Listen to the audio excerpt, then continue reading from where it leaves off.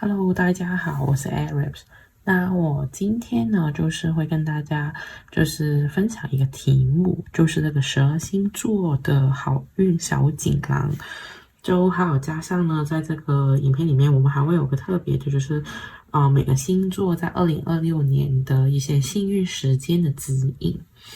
那因为我们踏入这个2026年啊，我相信大家也很想知道啊，我这一年的运气程是如何啊，或是有什么幸运的地方。那我前面的小锦囊呢，我们就会透过牌卡去跟大家说一下，就是到底我们会这个有什么的开运的指引呢？我们从爱诗诗女神那边可以得到的一些的，可能一些提示啊，这样子的东西。那另外呢，就是幸运时间指引呢，我们就会去根据每一个星座，我们说的就是在星盘里面你的吉星，就是这个金星还有木星，就是它会走到你哪一个宫位是比较幸运呢？我们就会在每一个星座的时候都会跟大家提点一下那个具体的时间，那你就可以去看看，诶，可能我可以记在记事本里面啊，原来我在这个几月几号我会走这个运，可能就是对我来说是比较有利的，比较幸运的。那你就可以观察一下，就是你会在哪方面获得幸运啊，或是你可能那个时候可以做一些主动一点的行动啊，这样子。那我这一次的12星座呢，我会建议大家首先就是要看自己的上升的星座。那为什么我这么说呢？是因为其实如果我们以运势来说，其实以我们上升才是一个比较准确的去看这个流运的一个位置。那当然了，你也可以用你的太阳星座去看。那不过我先要提醒大家，就是如果看上升星座的话呢，就一定要把自己的星盘打出来。而且呢，如果假设你的出生时间不是非常的确认的话，那我可能会建议，因为之前我在这个的咨询的时候，有些人可能他的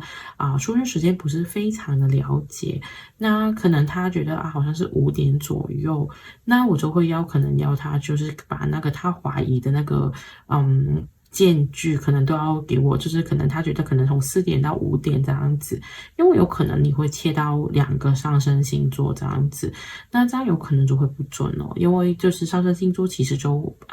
可能差1分钟就已经有变化这样子，那所以我就会建议大家可能还是真的要去查一下你的正确的出生时间。那如果你是台湾的观众的话呢，其实我知道你们的户政事务所是可以查到你们的这个真实的出生时间的。那你们也可以去那边去咨询一下你们准确的出生时间，这样比较会清楚的去找到最正确的讯息。好了。那我们呢，现在就会开始。那我这次12星座就没有跟这个顺序因为我也是随机抽的，因为我觉得就不要从牡羊座开始了。那我也是公平起见，所以我就是抽的这个顺序。好了，那我们会开始。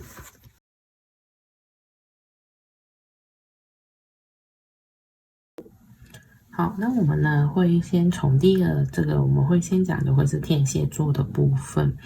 那天蝎座呢，就是每一个星座我都抽了一张的角色的卡，这样子。就是这个就是你们的就是这个 Larry 是谁呢？这一只猫，这一只猫呢就挺有名的，就是它就是其实是我们英国的一个的这个10号这个唐宁街里面的一只猫，就是那个我们叫手上的养的一只宠物这样子。那它有什么特色呢？就是其实呢，它是很有权力，就是它好像一种玩弄那种政治权力的一种感觉。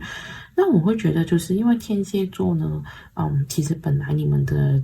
的一个很大的议题，就是其实你们是很需要有一种权力的。那我觉得如果这样搭配的话，就是我觉得你们新一年就是你们的开运的话，就是我会觉得就是说，可能你要做回一些你喜欢的事情。我觉得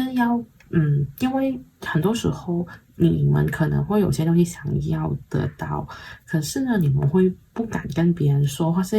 我们会很低调，因为不想知道你有野心啊，或是不想让人家知道到底你心里面的真正的想法，或是你真正想追求的东西是什么。那如果这一次如果在这一只猫的给我的感觉，就是因为它是等于这个地方就是权力的象征，而且这个地方其实如果你注意一下，就是其实很多时候有些什么政治的变动，他们传媒都会去拍这个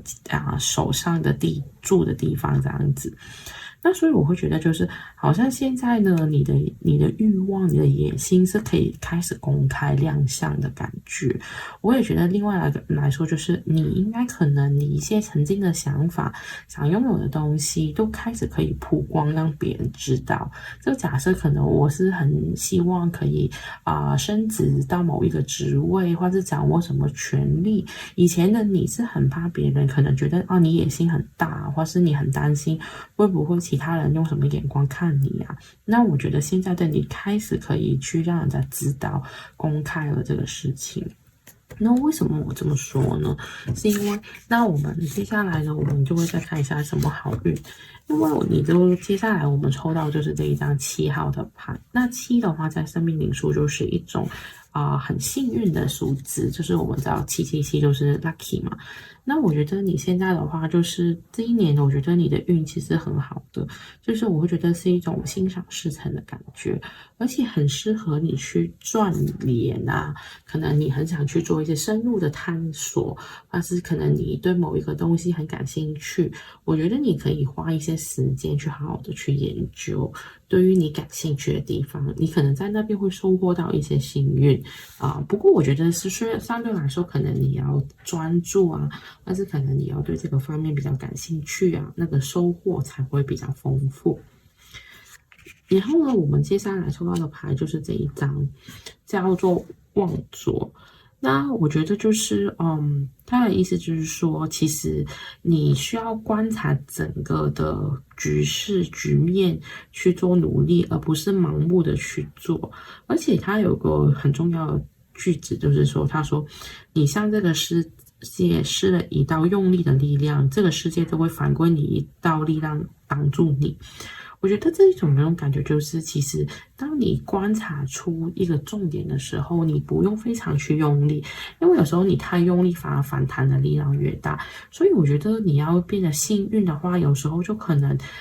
可以轻松的去做，不用很执着、很盲目的，有可能你要看准机会，就可以顺势而为，就不用一直的去很用力啊，很努力啊，很辛苦的去做，这样子可能你就会更加成功。那接下来呢，我们抽到呢，这个叫做光荣。光荣呢，其实它有个很重要的地方，就是说，你是主角。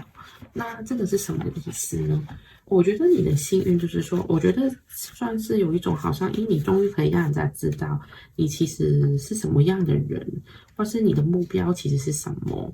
因为你现在的话，就是好像会有种像主角的光芒，就是让人家看清楚，哇，原来你这么厉害，原来你是这么有那种领袖的才能啊，或是原来你这么有能力啊，你终于被看见了。我觉得，因为我之前第一张牌就是说你现在会开始多人可以让人家知道你心里面真正的想法，这一些就是我会觉得可能让人家看到你的一些的。对于权利啊，或者对于欲望啊，或者对于一些物质啊的一些的追求，这些都是可以让人家看到的。所以我觉得这个方面就是，很幸运的，就是你不用再担心自己不够努力，所以达不到，而是你会发现好像运在帮你，或是你觉得自己慢慢的就是越来越顺畅啊，或是越来越就是好像跟着你的想法去走，而不是用在发挥很大的力气。那我们接下来呢，就会抽到这一张呢。这一张很明显，大家看到就是狮子嘛。那狮子就大家都知道王者的气派。那所以我觉得真的很有一种，就是天蝎座可能开始就会感觉到，好像所有人都想认识我，好像我的那种想怎么说呢？就是可以，就是好像有那种想掌握这个力量，或是很有 power 的感觉，终于可以让人家展现了。所以我觉得这些都是很有感觉的部分。那为什么这么说呢？其实就是你会开始感觉到，因为这一张牌是有种像转变啊、进化啊，越来越有这个的完整，还有就是你会很有能量可以展现出来的感觉。所以我觉得其实你慢慢的就是你会发现，我终于知道我要什么，我终于知道原来我追求的是什么，而且我敢让别人知道，因为我不会怕别人会可能觉得这个人很有记性啊，或者怎么样。我觉得你是可以光明正大的去告诉别人，我就是有这个想法，这个就是我的目标。我觉得你会更加勇敢的去追求你想要的事情，而且在这个过程中，你会越来越幸运，越来越多人好像我今天告诉了别人我想要这个，可能你就发现有其他的帮手会出现去帮助你，或是有人愿意去给你资源，好像你想就是做生意，可能有人想跟你合股提供资金给你啊，或是就是只要你愿意讲出你心里面的一些想法，就是会越来越受到别人的瞩目跟注视，而且就是开始会发现原来你很有才能这样子。那然后我们抽到呢，这个就是水瓶座的牌。那水瓶座其实是代表什么呢？其实它代表就是一些人的想法。那我觉得可能过去的你会很注重就是其他人对你的看法，可是我反而觉得现在的话，你的开运的部分就是你可能要去好好的去让大众去认识你，因为水瓶座其实是代表一种大众的缘分，可能你以前就是有一个人设或是有一个框架，那现在的话，可能我觉得你应该重新的去探索这一个部分，是不是要维持以前的人设，还是你可以让大众看到你真实的一面，可能会招来更多的人缘，或是让更大多人知道你其实是一个什么样的人，我觉得会有助你的发展。然后呢，我们抽到一张这个卡，那这个语句，它就是说，其实钻石就是煤用了就是钻石其实就是煤矿在压力之下产生的。我不知道大家知不知道，就是其实我们闪闪发亮的钻石，其实它的那个元素跟那个煤矿其实是一样的，不过你很难联想它们是同一样的东西，因为一个是黑黑的，一个是闪闪发亮，而且价格差很远。那我觉得这个闪闪发亮就跟你前面的牌都很像，就是你在发光，所以我觉得你之前可能你已经经过高压，你经过打磨，今年来说，我觉得就是你很适合去把你的光辉去展现出来，让其他人看到你的实力，看到你最有用的部分吧。我会觉得就是你现在变得很有价值，好像钻石一样闪闪发光，所以你可以好好的去把握机会。因为这就是一个很重要的改变，而且你要接受这个改变。当你愿意去开始改变你的人生，开始去接受身边的改变的发生，甚至乎别人对你看法的改变，我觉得当你很欢迎这些改变的时候，就好像这个人把他的拉链拉开，就是让人家看到他里面其实是什么样子的。你就其实会让你的人生就可以进一步的提升，甚至乎是往你想要的方向去提升。那我觉得就是我会建议就是可能如果你真的有一些你现在做的公司，或是你现在做的东西，假设你觉得不适合你，或是你想换一个地方，我觉得是可以的。今年，因为你其实你的事业是会往一个新的方向去进发，而且是更成功的方向。虽然暂时你有可能你会有担心有怀疑，可是我相信这个方向会是对的。如果在这张牌的看来，因为前面就说，我觉得前提一定要就是你很想做，或者是你心底里面想做的事情，因为真实的自己才会获得成功。那所以你可以考虑你的工作要不要往一个新的方向发展，往一个你喜欢的方向发展，那会对你很有帮助，可以增加你的运气。好了，我们还有就是这个牌呢，就是我可以去很有同情心的，就是不用觉得有点去纠结到底是不是我去帮这个人。那我的意思，我觉得就是有种感觉，就是你不用再纠结你现在是有没有这个能力。有时候你会担心，我凭什么去做这些事情啊？我没有这个能力，我帮什么人啊？我觉得现在的你其实已经有这个能力了，就是你不用去介意到底你是不是可以带人家起飞的人，然后是你是不是真的有办法创一个新的事业的人，而是我觉得你要对自己有信心，相信自己，你就可以是那个奇迹的创作者吧。然后呢，我们抽到的就是这个体心活力，还有一张牌就是这个玩耍，就是跟这个天使说，就是跟你一起玩的意思。我觉得有可能，其实你的担心啊，或是你可能在改变的时候，你会有些焦虑。那你重要就是要保持一种轻松愉快的心态。有时候改变可以很好玩，不用觉得好像改变就一定是有负面啊或者不好的。你要让自己积极的去汇集所有的能量，因为你会看到这个女生拿着一个水晶球，看到很多的东西，好像在帮别人啊，做其他的事情啊。我觉得如果你保持一种轻松愉快的心情，一定会对你这个改变呢，或是获得好运会有更加双倍的效果出现。那这个就是我抽卡想给你的建议。那如果是天蝎座的话呢，在我们今年2026年的运势里面呢，那我们这个部分呢，我们会首先就是会聊哪个部分呢？就是会先聊的就是这个，我们会聊就是你一宫出现的时间。那你的什么叫一宫出现的时间呢？因为我们在星盘里面会谈及的就是金星跟木星是吉利友好的星，那所以呢，那什么时候呢？今年的金星会划过你的一宫呢？那因为我们今年2026年金星是会逆行的，那它其实是在9月11号就会进入你的一宫。然后呢，会一直走的回，然后之后就是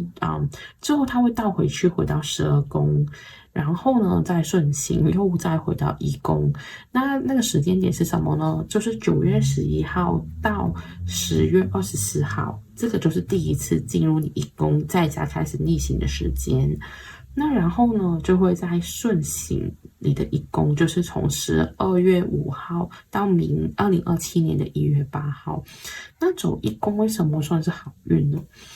不过因为这一次有逆行啊，所以你要注意一下，就是我今年我做人方面，就是表现我自己的时候，会不会有什么被人家诟病的这个，就是觉得有一些话柄落在别人口中啊，然后这个可能也有注意。那为什么我们说金星一宫是好的呢？刚刚讲的时段。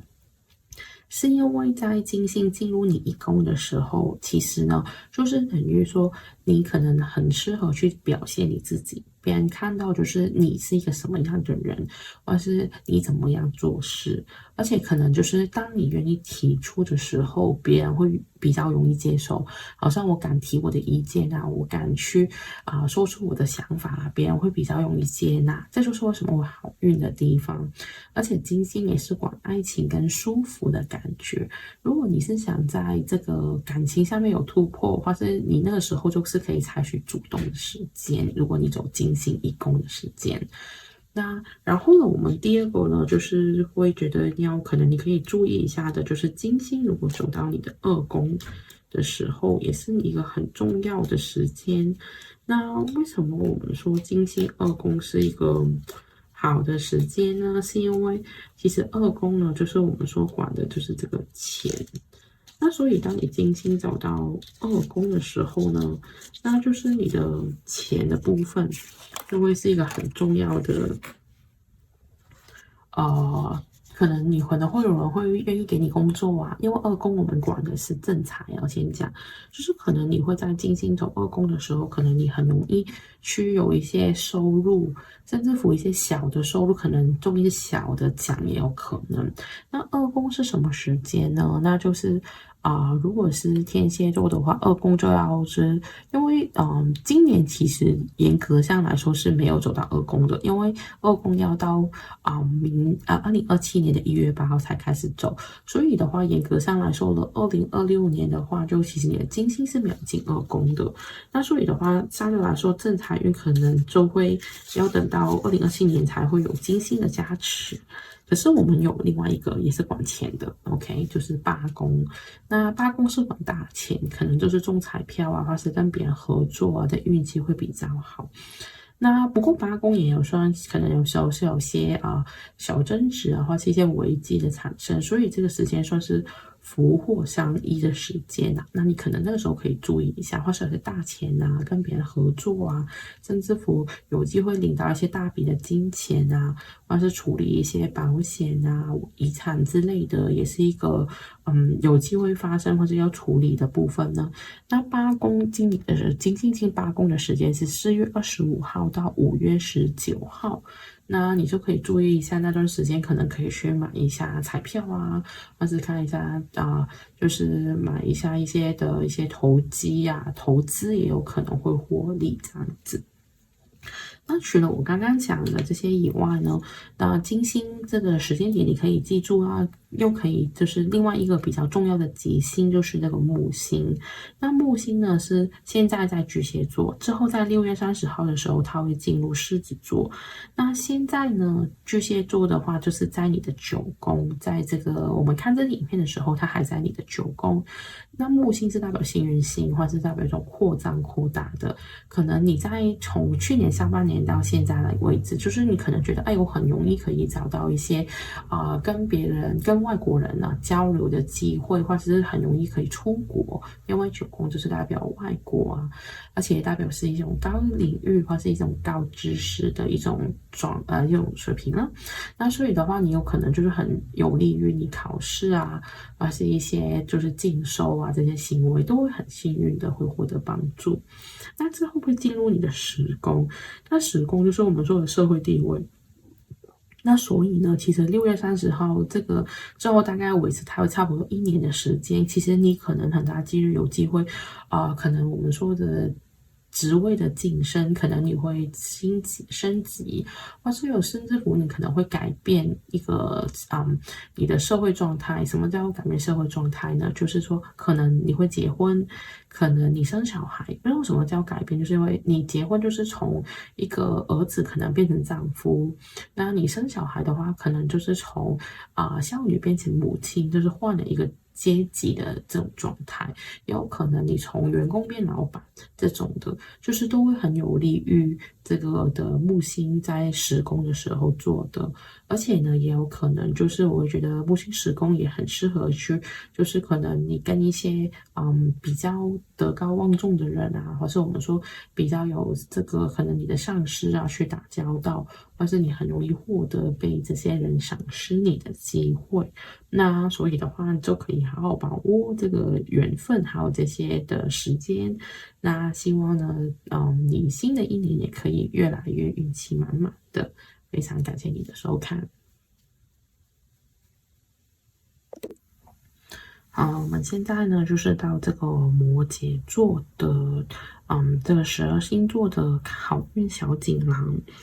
那我们首先呢，就会第一张我们抽到了这个牌卡，就是这个 Anos Cat。那什么意思呢？有一个人叫 Brian Anos， 但他有好几只猫，其实他就是有什么特别，是因为他是一个很特别的人呢，他就是一种超现实主义者。在1970年代的时候，他的特色就是这张牌其实就是说，他看的事情呢，就是没有所谓正确的角度。那我们很多时候，我们都会有种好像觉得，这样做才是对的，有什么社会的规定呢？这样子，我觉得如果你是摩羯座的话呢，你一定会觉得要跟从，可能一般人觉得假设你今天是一个什么样的角色，可能你是一个儿子的角色，你是一个员工的角色，你都是很规矩，会去做好你应该做的事情，或是尽你所该尽的责任。那可是这一张牌呢，其实就是说，其实可能一直你都认为是对的，现在有可能其实没有所谓对跟错，可能你觉得啊，作为一个好的儿子，我应该要孝顺父母啊，或是我应该把我的工资要奉献给家人啊，这样子。其实这个东西没有说对或是错。那所以的话，可能就是你今年如果想让自己更好运的话，就可能你要开始去从不同的角度去看事情，而不是从一直你觉得啊这样是对的，或是这样是错的这个东西。有很多时候东西是没有对错，只是观点与角度的部分的问题。那所以你可以尝试一下站在别人的角度，或是站在其他的角度去看你做的事情，不用再好像觉得经常都用对跟错去分别，就是告诉你自己啊，我应该怎么样，应该哪样，就是不要再去给自己一个框架，用对跟错这两个字去衡量，可能你的运气就会越来越好。那然后接下来呢，我们就是会抽到的牌呢是265号牌。那26就是8号牌嘛，对不对？那如果以生命数来说，8号其实代表财富啊，或是可能就是跟别人合作啊，甚至不当老板呢的一个很好的数字。但我觉得如果是26的话呢，我觉得你可能会有些纠结，有时候在面对一些的重大决定的时候，那你可能就是要自己可能果断一点啊，想清楚啊，而且可能就是不要太过计较这个得失心太重吧。因为6的话，有时候比较容易可能会很重视自己的付出跟收获有没有成正比。有可能的话，你可能要有时候先付出，不要计较收获，可能你更加会容易得到你想要的回报。那接下来呢，我们会看到呢，就是这一个牌。这个牌呢，就是光源，那是什么意思呢？就是其实他就说教你不要分好跟坏的，什么意思？因为他说，其实我们的爱都是会流向一切万有，不分昼夜黑白，都会这样出现。但是我就说，就是可能不要再用是跟非或者对跟错去分辨，就是其实只要你去感受、你去体验，你都会得到一个好的收获吧。我会觉得就是说，可能你今年要做事的时候，或是你在做事情的时候，就不要去太过计较啊，或者去怀疑啊，自己该不该做，应不应该做，只要做就有效果了。OK。那然后呢，我们又看到一张牌呢，就是这个水龙，它的句子就是这个面对情感的时候。那我觉得就跟这个一样，真的有点类似哦，因为前面这张牌刚好是讲这个爱，跟这个情感其实是很类似的。那是什么意思呢？这个水龙其实就是说，当你有沉稳坚定的意志的时候呢，其实这个水龙就会告诉你，你要去面对自己没有成疗愈的感情啊，或是无法整理的情绪。那所以呢，我会觉得就是当你愿意开始去了解自己，跟自己的内心沟通，去面对自己的情绪，其实就会对你的表达情感有所帮助。而且我觉得你需要把你的情感表达出来，因为我觉得其实摩羯座不是没感觉，只是他会很容易去压抑自己的情感，因为他会觉得情绪这种东西是没有用的会阻碍你可能去工作啊，或是很有理智的去思考啊。可是，当你压抑太多的情绪的时候，其实会影响到你的能量，就会有卡顿，就是让你的负能量没办法抒发，或者你的情绪没有办法抒发出来。所以你要学会跟自己沟通，去抒发自己的情感，让自己可以好好的去面对自己的情绪的部分啊，其实是对你的发展是有帮助的。那我们接下来呢，看到这个 T-Was。就是这一只白马，那这个罗恩符文来说呢，其实就是说，他说这个马其实是个很值得相信的帮手。那所以的话呢，其实我觉得就是，它这个牌也代表就是一种跟大家合作，信任，而且就是和谐跟忠心，然后也代表一种婚姻，说不定就是其实你今年有可能可以进入婚姻的状态。而且我觉得你要学会的是接受爱。因为前面我有说过嘛，就是爱更要表达自己的情绪，你要开始相信爱可以帮助到你，可能很多地方甚至乎可以改变你的人生。你要可以接受，可能你要开始，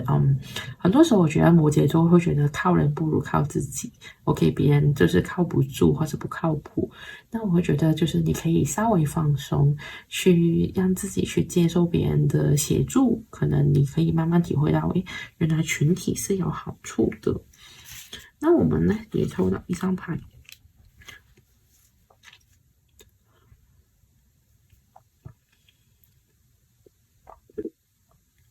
那我们呢也抽到一张牌，就是摩羯座本座，那是什么意思呢？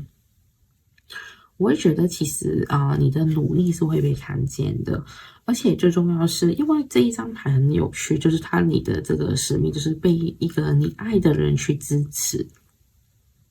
我觉得跟前面的牌很像，就是我觉得你要学会接收别人给你的爱，因为当你发现有什么人是你可以相信、可以依靠，他得到他们支持的时候呢，你会觉得更有动力、更有的能力去发展你人生真正想发展的东西。所以我觉得你可以去找一个就是你觉得值得爱的人。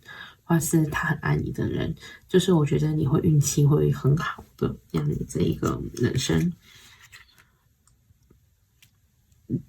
然后呢，我们的句子其实就是想告诉你，就是说你的生命啊，不单只是要找到你自己，生命是关于怎么去创造你自己。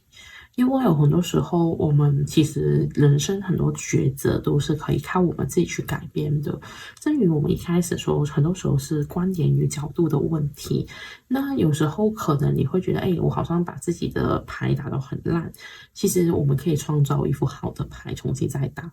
所以你要好好的去相信，你是有能力去创造你的人生，去创造一个新的剧本。这一个呢，就是这一张牌呢，就是说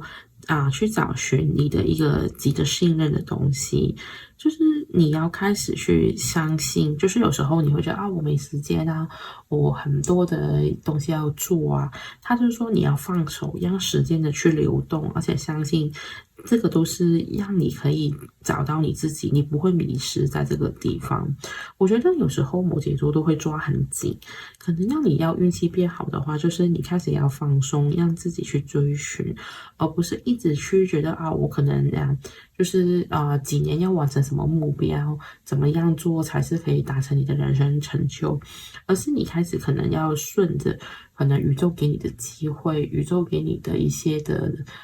能量，可能或是一些想法吧，我可以这样说。当你可以放手，让自己可以跟着这些能量去流动的时候，其实你就会运气越来越好。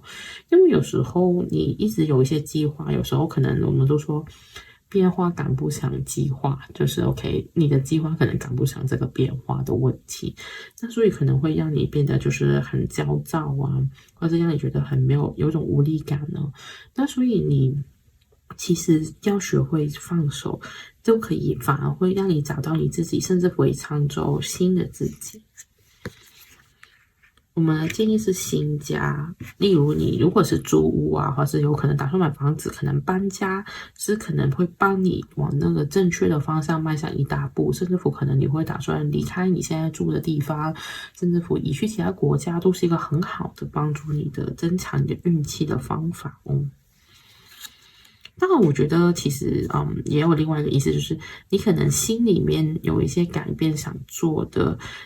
改变你现有的环境，或是甚至乎你的工作环境，也是对你应该很大的帮助。这一张牌呢，就是说我不需要去，就是硬塞去其他人的期望。OK，就是你好像有时候就是你很多时候我们都会觉得摩羯座是很可靠。因为你们很多时候会为别人的期望而服务，去希望可以自己达到其他人对你的期望。其实你不需要这样去逼迫自己去满足其他人，你应该要好好的是看你自己到底是什么样子。然后我们就会看到，就是你可以相信宇宙，敞开你的心去接受。那我相信，其实天使一直都要在你身边，因为我们抽到这张牌是这个白羽毛。当你找到白色的羽毛的时候，其实天使是告诉你，他们离你很近。OK， 它就有小提醒如果你没有找到任何一根羽毛，你可以画一个画给你自己，画一根羽毛给你自己。因为其实天使就是说，其实他们都一直都守在你的身边，可以给你想要的运气、想要的能量，只要你愿意相信。我觉得，这个我希望可以帮到摩羯座去思考了。毕竟，我觉得有时候摩羯座是比较相信，就是一分耕耘一分收获。可是，其实有时候，当你慢慢的知道，其实很多东西都是有安排的，你会慢慢信任、放手，然后找到最适合你的步调去完成你的使命，这样子。希望，我相信应该运气挺好的。其实，如果我看这个牌，不过你要学会就是不执着呢。那然后呢，我们呢就是说，这个2026年的话呢，我们会有什么的时间点你可以注意呢？如果是摩羯座的话，那其实我觉得呢，就是因为我们会以一宫为主啦，金星进你的一宫，那其实从1月1号其实已经在你的一宫，就是从其实2025年的12月25号就开始进入摩羯座的一宫。会一直维持到1月17号，然后呢就会进二宫，这两个都是很好的位置。就是我需要跟你分享的话，二宫的维持时间是到2月11号，就是从1月17号到2月11号是在你二宫的位置。那为什么我们说金星进一宫是好呢？一宫是代表自我。金星是代表一种休闲、舒服、享受的能量，就是等于你在这段时间，就是在新年到17号这段时间，其实你去表现你自己，你是很容易别人在看到，而且大家也会愿意去让你觉得舒服啊，让你觉得可能开心啊，去为你服务，而且就是好像你只要主动开口，你就会很容易获得一些你想要的东西。这也就是为什么我们说一宫是一个很好的运气，因为它适合你去表现自我，而且让其他人看到你这样子。那然后接下来我们就会走二宫嘛，走到2月11号。那二宫呢，就是管钱，而且也是管你的身体。那金星的话，就是可能你会可能享受到一些很舒服的关于身体的，好像一些 SPA 啊，或是按摩啊，就甚至乎你可能会遇到一些很舒服的工作，可能很轻松就可以赚到收入啊，或是公司有什么好的差事去给你啊，可能可以就是去外公干顺便旅行啊，就有这种好差事会轮到你这样子。而且就是有些金钱运，可能你会比较接到一些容易又可以赚到钱的工作，所以为什么我们也说这个是一个很好的运气。那接下来呢，我们会有另外一个时间可以记着，就是金星进你八宫，因为八宫管的就是大钱，可能你如果想要一些偏财运啊，或是可能中长啊这些的话，那如果进八宫就会有帮助。就是时间点就是6月14号到7月11号这个时间，都是金星进八宫的时间。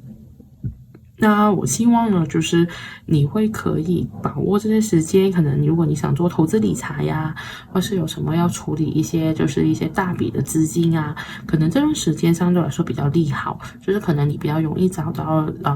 可能有人投资你啊，甚至乎你可能买股票比较容易获利的时间，那希望你能够好好的去把握。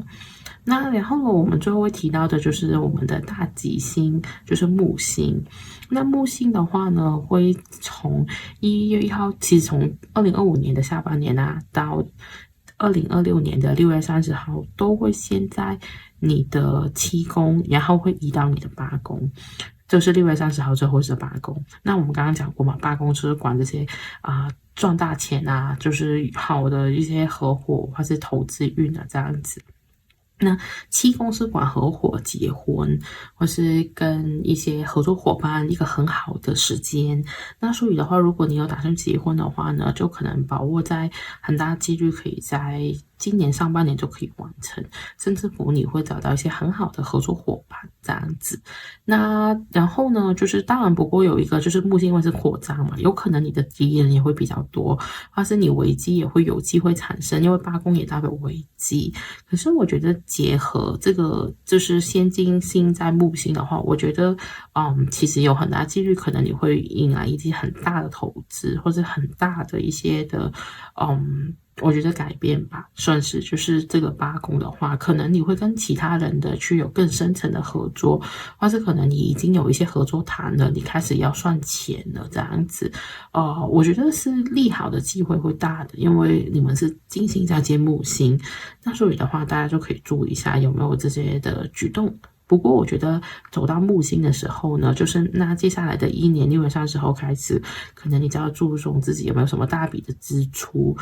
这些可能稍微要留个心眼，小心一点去做投资的决定。你是有运气的，不过我觉得还是要注意一下，因为八宫有时候是有可能会带来危机，所以就要注意一下。那我希望刚刚的一些的指引跟提醒可以帮到你，谢谢你的观看，拜拜。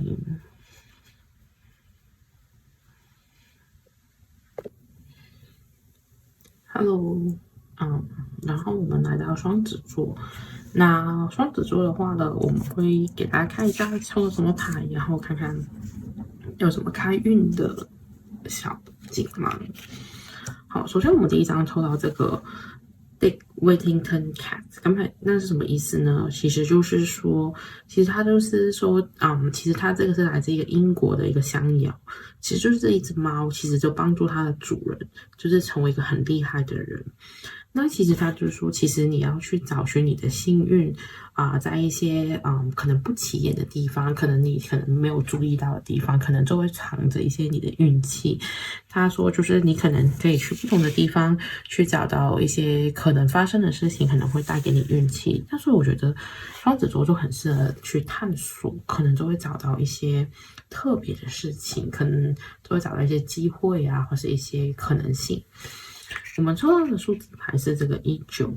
那19号牌呢，其实就是19加起来就会等于10，也等于就是1，这是完整的意思。那我觉得因为是1嘛，然后所以我们其实我觉得最重要就是你自己的想法。我觉得其实很多时候双子座有很多不同的想法可能太多，有时候自己都觉得好像我变得太快了，或者太多的改变。那我觉得如果回到是1的话，其实就是我觉得你要考虑的事情就是你可能有很多想法变得很快，甚至会有些突如其来的东西发生，阻碍了你想做的事情。可能要开始去专注于自己最想做的事情，不要被这些意外或者一些不同的东西影响到而打乱。因为我们接下来的这一张牌叫现真，他说自信者为强是什么意思呢？就是你要打败的是你自己，当你打赢了自己，比起打赢别人更重要。所以我觉得自我价值可能是可以帮助你开运的原因，就是你要找出自己最想做的是什么，不要一直去变，或者一直被自己的一些想法去影响到。那我觉得你的运势会很好的，为什么？因为你抽到这个瑞龙，他就说会发生一些难以置信的奇迹。那为什么是难以置信？就是因为你从来没有预计过会发生的，所以就是你为什么我们一开始可能说你要去看一些的你可能没注意过的地方，主要是这一张牌，其实就是说可能你一直在努力的一些东西终于有回报了，而且会一帆风顺，在你有没有预期的状况去把这个事情发生，所以你要去找更多你可能以前不做的事情甚至乎你没有注意的地方，可能就会有好事发生在那边，而且是你没有预料过的。不要再用你曾经的过去的想法，跟你曾经的一些成功的模式去衡量你未来或是你将要做的事情，这样子才会让你开始可以启发到新的可能性，跳出你本来的框框，掌握更多的好运。我们接下来是这一张的故事。就是这个呢，是一个海马在里面。这一张牌是什么意思呢？就是代表梦境潜意识这些的能量的部分。那我会觉得就是这一张牌你可能你要注意自己的一些记忆或是你可能会不会有什么梦境是给你启示可能你梦境的能量会很强，可能你会梦见什么，你可以注意一下自己发梦的状态而且我会有一种就是说，其实你还要学会就是可能要有种随波逐流的感觉，是什么意思呢？因为海马本来它的移动就是透过海洋的洋流去飘的嘛。就是可能你会感觉到现在时代需要是什么，而是我感觉这个世界想我做什么事情，你去感受这个能量的流动，可能你会想得出你到底应该往哪个方向才是最适合你的。你要可能可以提高你的感知力，去感受这种能量的感觉。那我会觉得是好的兆头，为什么呢？因为有狮子座，狮子座就是你会开始，当你找到你自己的时候，你就知道怎么去让自己变成一个明星。因为狮子座其实就是一个很亮眼的状态，像一个王的感觉。所以当你找到你自己的时候，你自然就可以去知道怎么去表现，怎么争取别人的注意，甚至乎变成明星一般的存在。就是让你真正有技能啊，或者你真正适合的地方会变得闪闪发光，让其他人知道。然后呢，我们的字卡牌我们抽到就是，嗯，你你要对你的未来是需要有远见的。如果你没有远见的话，你只会一直重复你的过去，就好像进了一个死胡同的感觉。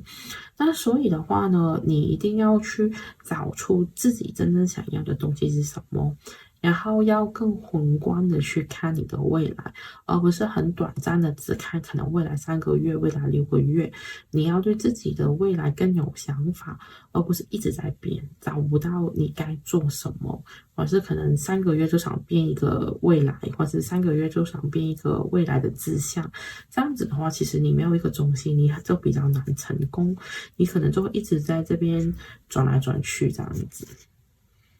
那然后呢，我们看到了就是这一张牌叫 Flow，Flow 是什么意思呢？就是跟这个海马其实很像的这一张牌，就是其实当你去感受到能量的流动的时候，你就会好像感觉到宇宙给你什么指引，这些星星是想要带你去到什么样的方向，给你什么的光，给你什么样的能量，所以你要知道怎么去，当你知道你是想要什么，怎么顺着这个流去到你想要的目的地，就是可能可以让你带来更多好运的方式，而不要硬去让自己去迎合啊，而是可能要很努力的去逼自己要改变什么啊，可能顺着就会比较，就是你会感觉你的运势会更顺畅。我们就是开运的建议就是就是叫你做运动，为什么呢？因为其实我们很多时候啊，我们身体是一个最重要。我会觉得在我教这个的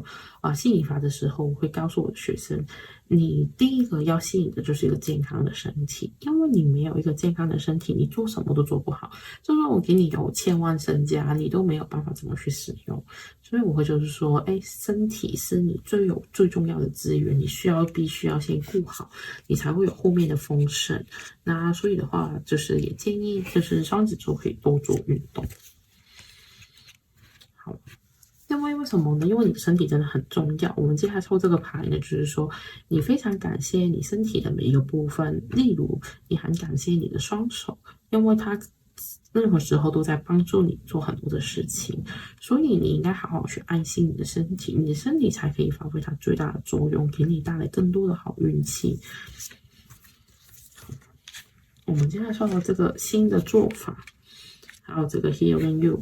新的做法，我觉得就是你可能要改变以往可能一直会就是你可以探索新的方向，好像这一张猫猫，可是你也要去找回到一个你自己，可能一些改变，一些的新的不一样的想法，可能就会让你变得更成熟，今年会更加运气更好。我觉得那种新的做法不是一直在变，而是你要找到一个对的方法之后，尝试去慢慢做，而不是好像觉得都是那种3分钟热度，做几个月我就不想再坚持下去了。其实如果一直这样跳来跳去的话，我觉得会找不到，就是我们刚刚说的核心的这个部分。你可能要找到一个对的位置，你应该好好的顺着这个能量，然后让自己努力下去，去看结果，而不是一直在变。那这一张牌呢，就是说，当你愿意跟天使讲话的时候，他们都会在听。假设你现在是迷茫的，或是你遇到什么的问题，他也很欢迎你可以跟天使去祷告。在你祷告的过程中，可能你会灵光一闪，就会得到他们的指引，告诉你你该怎么做，是怎么才是对的。你就不用再担心，或是在迷茫自己现在的做法是不是对的这样子。好了，那个牌卡的部分就到这里了。然后呢，我们就会再讲讲，就是说2026年的流运，你可以注意什么时间点呢？首先呢，如果呢，我们就会讲一下我们的星里面的大吉星，就是金星会在什么时候划过你什么宫位呢？如果你是双子座，首先我们会先讲就是八宫，因为八宫管的是大钱、投资或是彩票啊，当然它也管一些危机的部分呢。可是因为我们今天讲的是金星，就是比较舒服的，就是我觉得可能因为八宫它什么时候划进你的八宫的金星，其实从1月1号，其实从2025年的12月25号已经进入你的八宫，直到去2026年的1月17号。那这段时间你可能会运气很好啊，可能容易中彩票啊，甚至不可能就是会有一些大笔的投资啊，而且是你想要的，因为金星是代表为了就会让你感觉到舒服，所以你可能就很适合去得到一些人的给你的机会，或是可能会遇到一些的很欣赏你的人可以去协助你啊，甚至乎可能会有一些投资运啊这样子。然后接下来我们会说的就是金星进你一宫，为什么金星进一宫是好呢？是因为一宫的话就是管我们自己，那金星进一宫就是你可以很舒适的去表达你自己，别人都很愿意去听你讲，或是欣赏到你的好，而且就是你可能就是比较有自信，比较有能力的去展现你自己。那这个时间点呢，就会如果是双子座的话，就会落到一宫金星进一宫会在4月25号到5月19号这一段时间会进你的一宫，那你就可以好好去那个时候就好好去表现啊。如果你是想今年感情有进展的话，也可以把握在这个时间可能去表白呀，或是让对方知道你的感觉啊，也是非常适合的。那最后呢，我们会说就是金星进二宫，就是金星进二宫呢，因为二宫管我们的正财，所以呢就很适合可能或是身体健康啦，也是很有关系。那所以5月19号到6月14号这段时间，可能你会有更多的工作机会是你想要的，或是可能你工作的时候可能会有一些很好的待遇，可能去到一个很好的餐厅去谈生意啊，这样子。就是会让你感觉到赚钱是轻松而且愉快的感觉，所以好好把握这刚刚要讲的时间去做对的事情。那最后我们会讲的就是木星，那木星呢，其实现在呢会在你的三宫，就是可能这一年的你可能就很有朋友缘啊，或是很多朋友会愿意帮你啊，或是兄弟姐妹啊，就是你会感觉他们都可能有很多的交流，甚至乎你可能有很多短途旅游的机会，就会现在呢，你的木星是在你的三宫，那然后呢，我们到2026年的6月30号呢，它会从你的sorry，不好意思，是刚刚三宫是6月30号之后会进你的三宫，就是你将会有很多的兄弟姐妹啊，或是朋友的帮忙啊这样子。那现在的话呢，是在你的二宫，那二宫的话就是我们刚刚说就是管钱啊，所以你可能这一年其实可能你在这个工作啊，或是这些地方都会有一些财运，或是如果你身体如果有不舒服，也很容易找到好的医生，或是你就是从2025年下半年到现在，可能你的身体会比较健康，会可能比较有兴趣，可能做运动啊，维持身体健康啊这样子。所以呢，就是在6月30号之后，你就会好运就会移到去三宫，可能你就会更多的就是出门的机会啊，或是可以跟兄弟姐妹联系啊，跟同学联系啊的机会会增多，直到就是大概1年左右的这个木星会在，所以的话你就可以好好把握去做你该做的事情。那非常感谢你的收看，拜拜。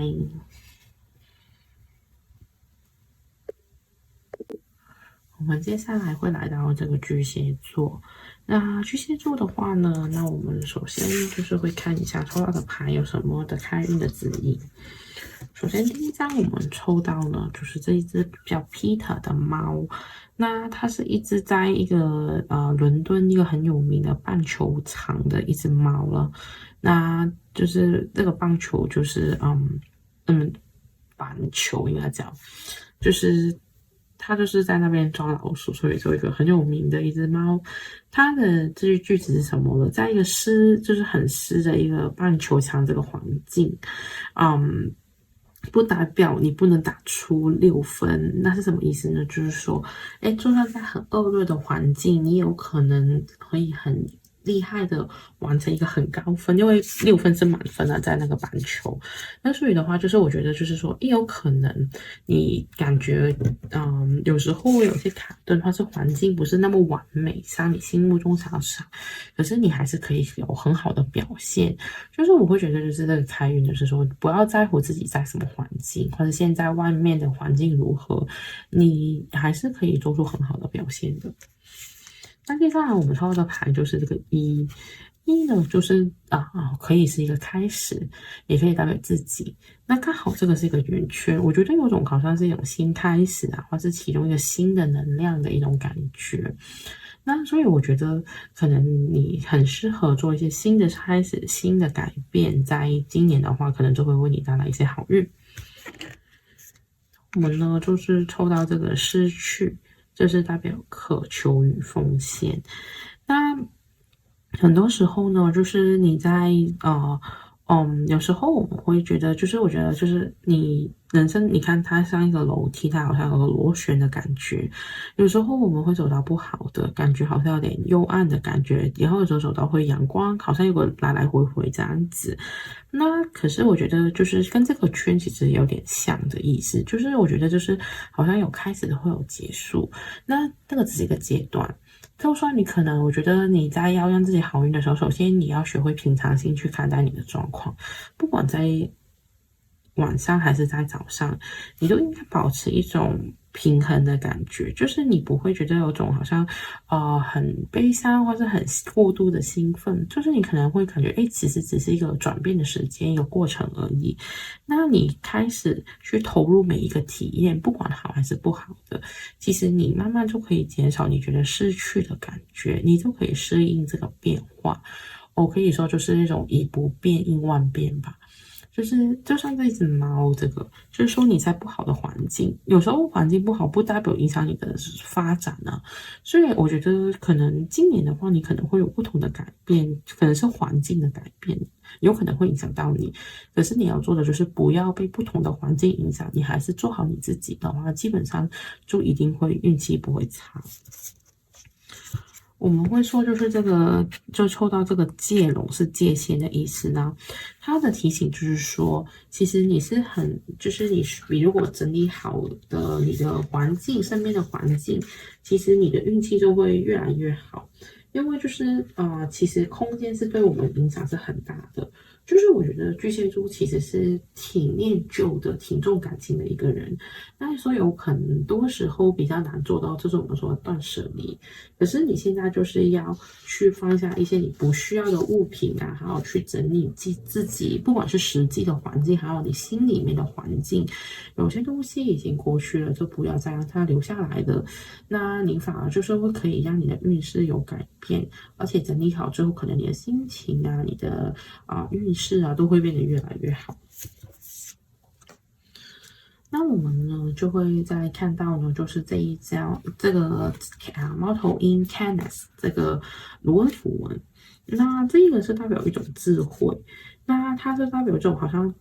这种启蒙啊，或是就是一种创造力，或是一种学习的东西。所以我觉得，今年可能你很适合去看书，甚至可去启发你的思考，让你领智更多的智慧，去提升你的能力，其实就会对你的运势很有帮助。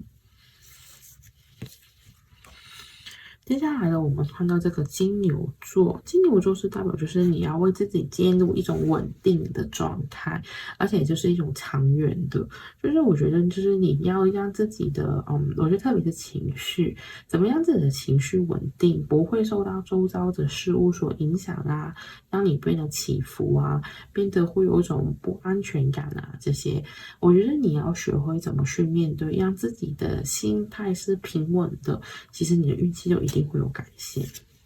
善。好，你的潜能是无限的，OK，所以不要小看自己，好好的去学习可能去面对自己的情绪啊，怎么样自己变稳定啊，不会内耗可能看一些有关的书只会对你有帮助。你要相信你是有无限的潜能，什么都是其实都可以学得会。我们跟着抽到的就是这个 Ben likes a river。就是说，你其实要好像一条，就是其实河流是顺着的。我们看到为什么河流会弯弯曲曲呢？是因为水流的过程中，它会透过流动的时候也要流出这个河流，改变它的形状。那所以的话，其实就是你其实要让你自己像一条河这样子，可以顺着这个世界的环境去改变，而不用去就是你会跟人活在这个世界，你是很舒服的，你好像顺应这个环境去修改你或者改变你自己。你可以做到这样子的时候，其实你的运气一定会越来越顺畅。我们接下来说的牌就是飞别过去，迎接未来。就是说，可能就是你如果有一些阶段，就是已经过去了，那我觉得当然就好像我们那个一的牌，就是你在重新的开始，所以呢，你要对你未来有信心，而且你是有无限的潜能的，就好好去迎接新的未来吧。这一张牌是说，你不用再去回到过去的自己，过去版本的自己，去满足那些人。就有些人觉得你变了，你为什么现在是这样子啊？可能有人会跟你这样说，因为因为这些人是不应该你再去理会他，因为他们根本就没有看到新的你的好在哪里，所以你不应该为这些人，好像你也觉得我好像要改回去，或是我是不是这个改变是不对的？你应该要相信你自己这个改变是正确的。最后呢，我们抽的牌就是这个寻觅生命之美，还有就是疗愈。那你会开始看到你生命中的光在哪里？你的人生可能你的目标、你的理想是什么？我会觉得你会慢慢的看见，甚至乎你很大几率可以成功去找寻到这些东西。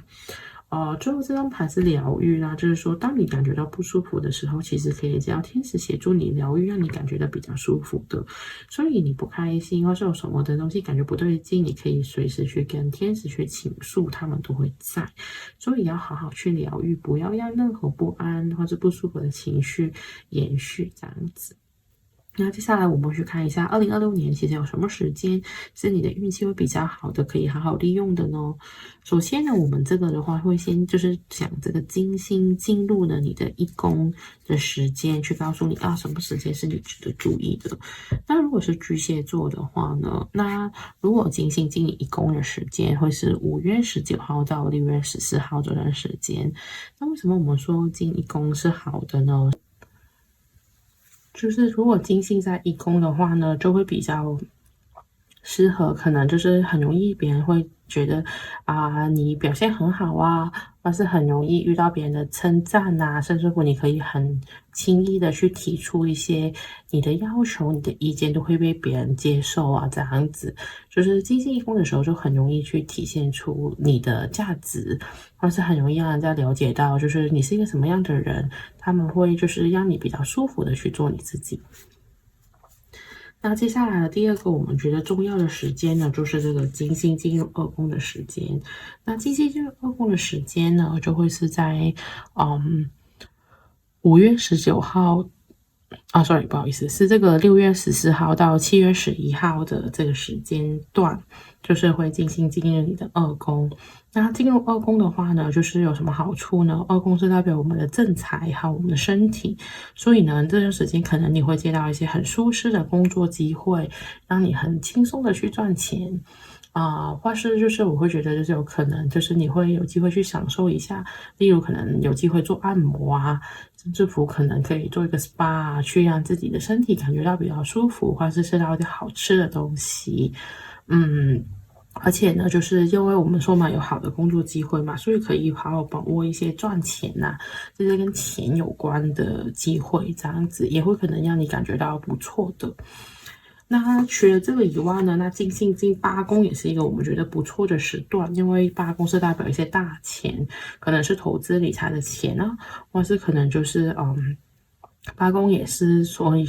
就是一些可能适合去做一些理财的资源，或是买保险啊，可能也有可能会中彩票啊这样子。那进8宫的时间呢，会在1月17号到2月11号这段时间会进入你的8宫，所以呢就可以好好去把握这一段时间，看看呢会不会有一些什么好的机会来到你的身边这样子。那除了这个宫位这个以外的金星，那我们也会讲的就是木星。那木星其实呢，从去年的下半年到今年的6月30号呢，都在你的一宫，所以可能你会就是有种感觉，就好像好像比较可以做我自己，比较能够去讲我心里面想什么啊，或是比较能好像有种了解到自己啊，展现自己才能的机会。所以那个因为木星代表幸运啊，所以就是过去的半年到现在为止，其实你都开始好像有一种可以好好的做自己的感觉。那接下来的就会进入从6月30号开始就会移到狮子座，就会进入你的二宫。那二宫的话，就是像我刚刚讲嘛，就是关于钱的嘛，所以就是还有是身体，所以你下半年其实就会财运很好，或是就是有很多机会可能去可以去让自己身体健康，可能有机会找到什么好的保健食品啊，或是可能去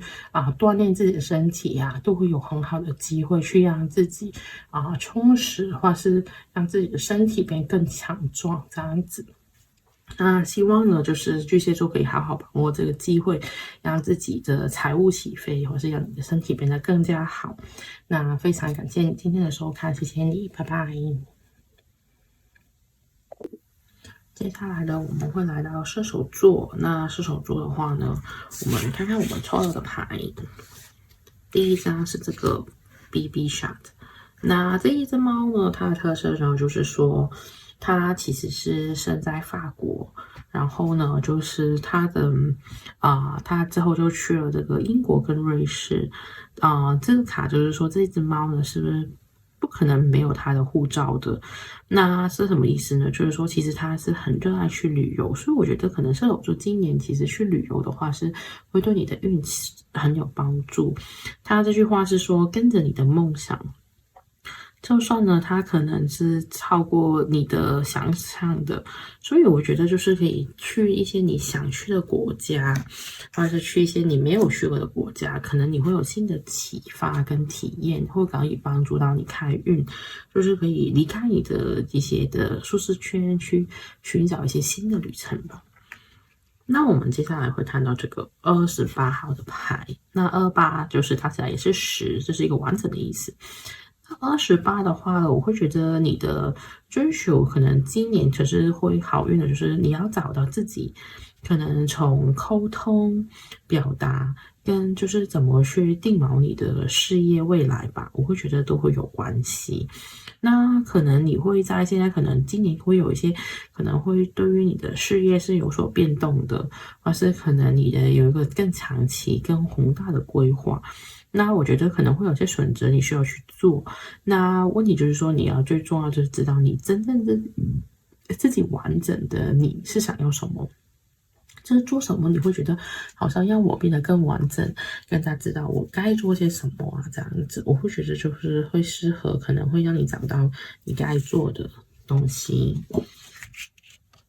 那我们抽到的下一张牌就是这个渴望，就是你流动的能量，就是你要去更加诚恳的去表达你自己啊，演绎你自己啊，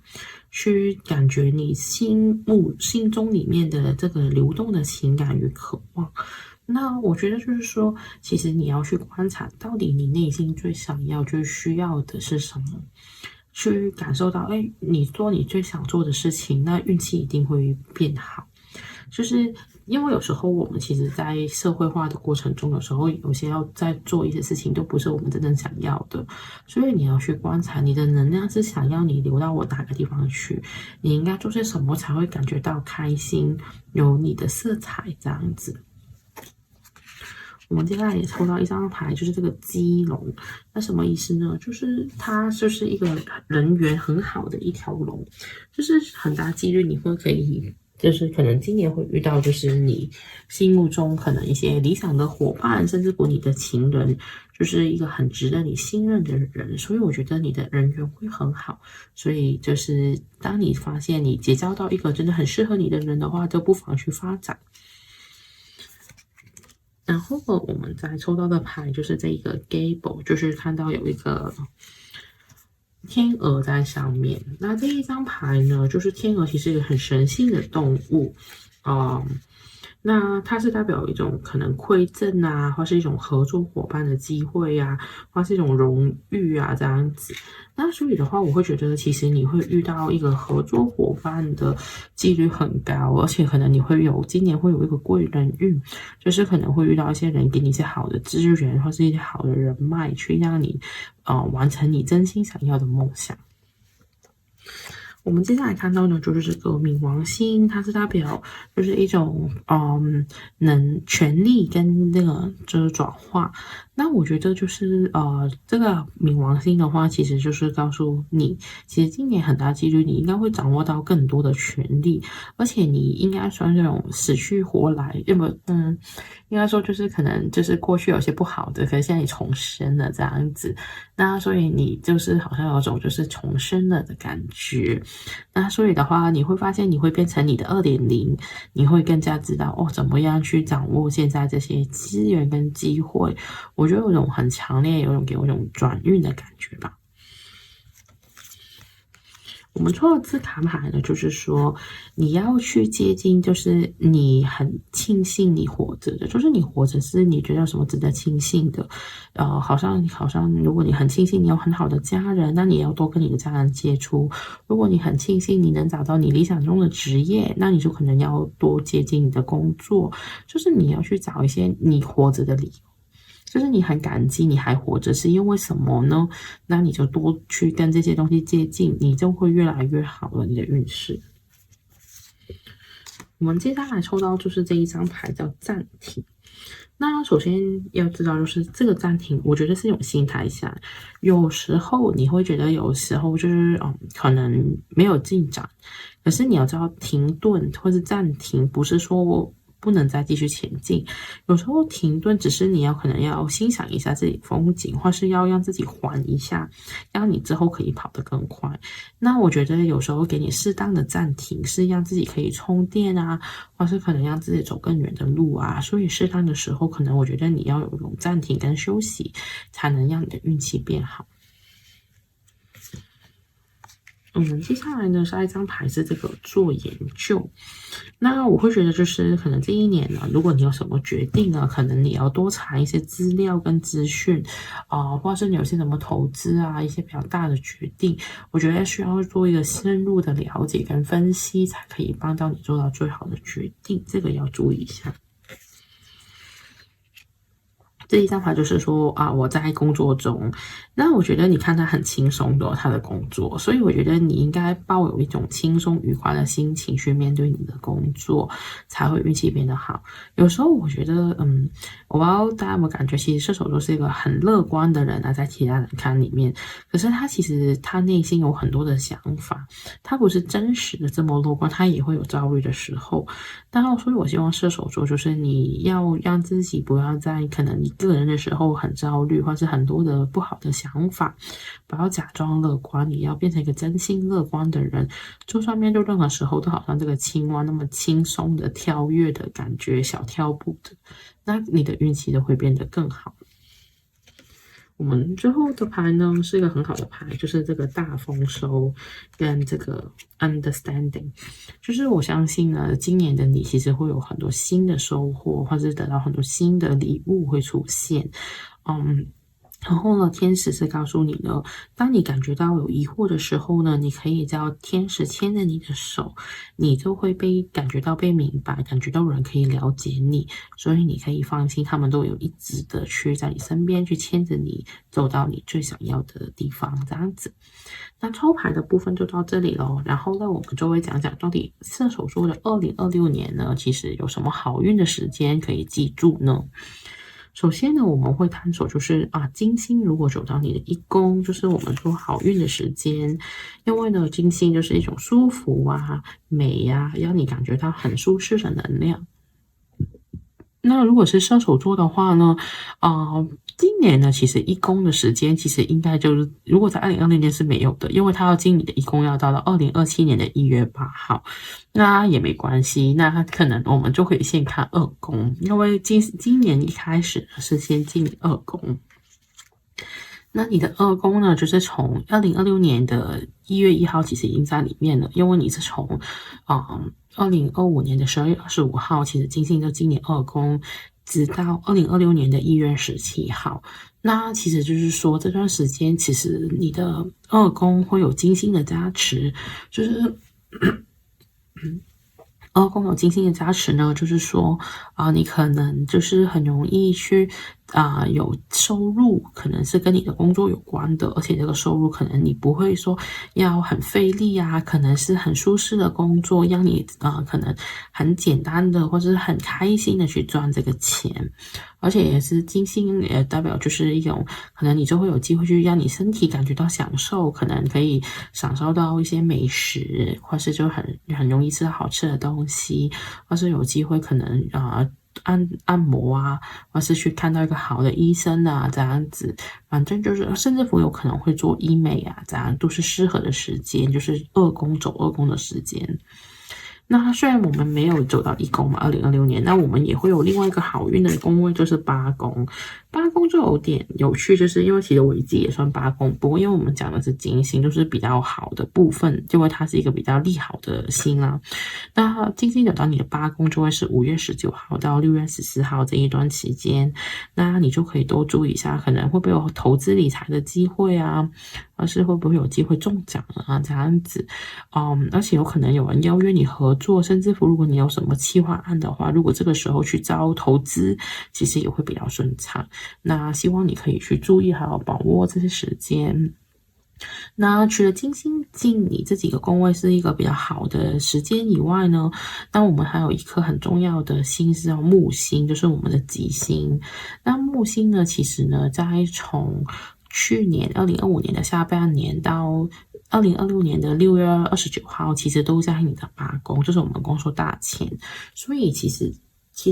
应该这样说吧，射手座还是有一些中奖的运吧。今年的上半年，就是可能你可以去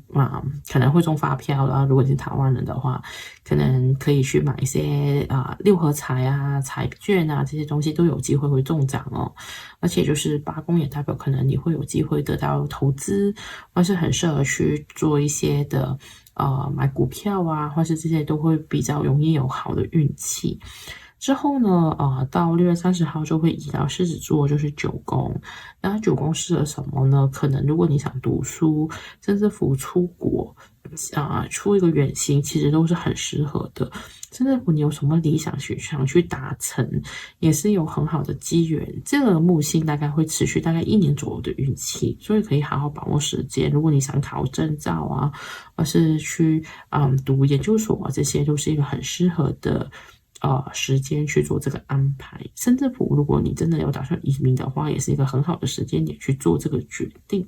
那我希望这些资讯可以帮到你了，非常感谢你的收看，拜拜。我们现在来到金牛座，那金牛座的话呢，我们抽的牌会先跟大家讲讲什么是你的开运小锦囊呢？第一张我们抽到的是这个卡玛。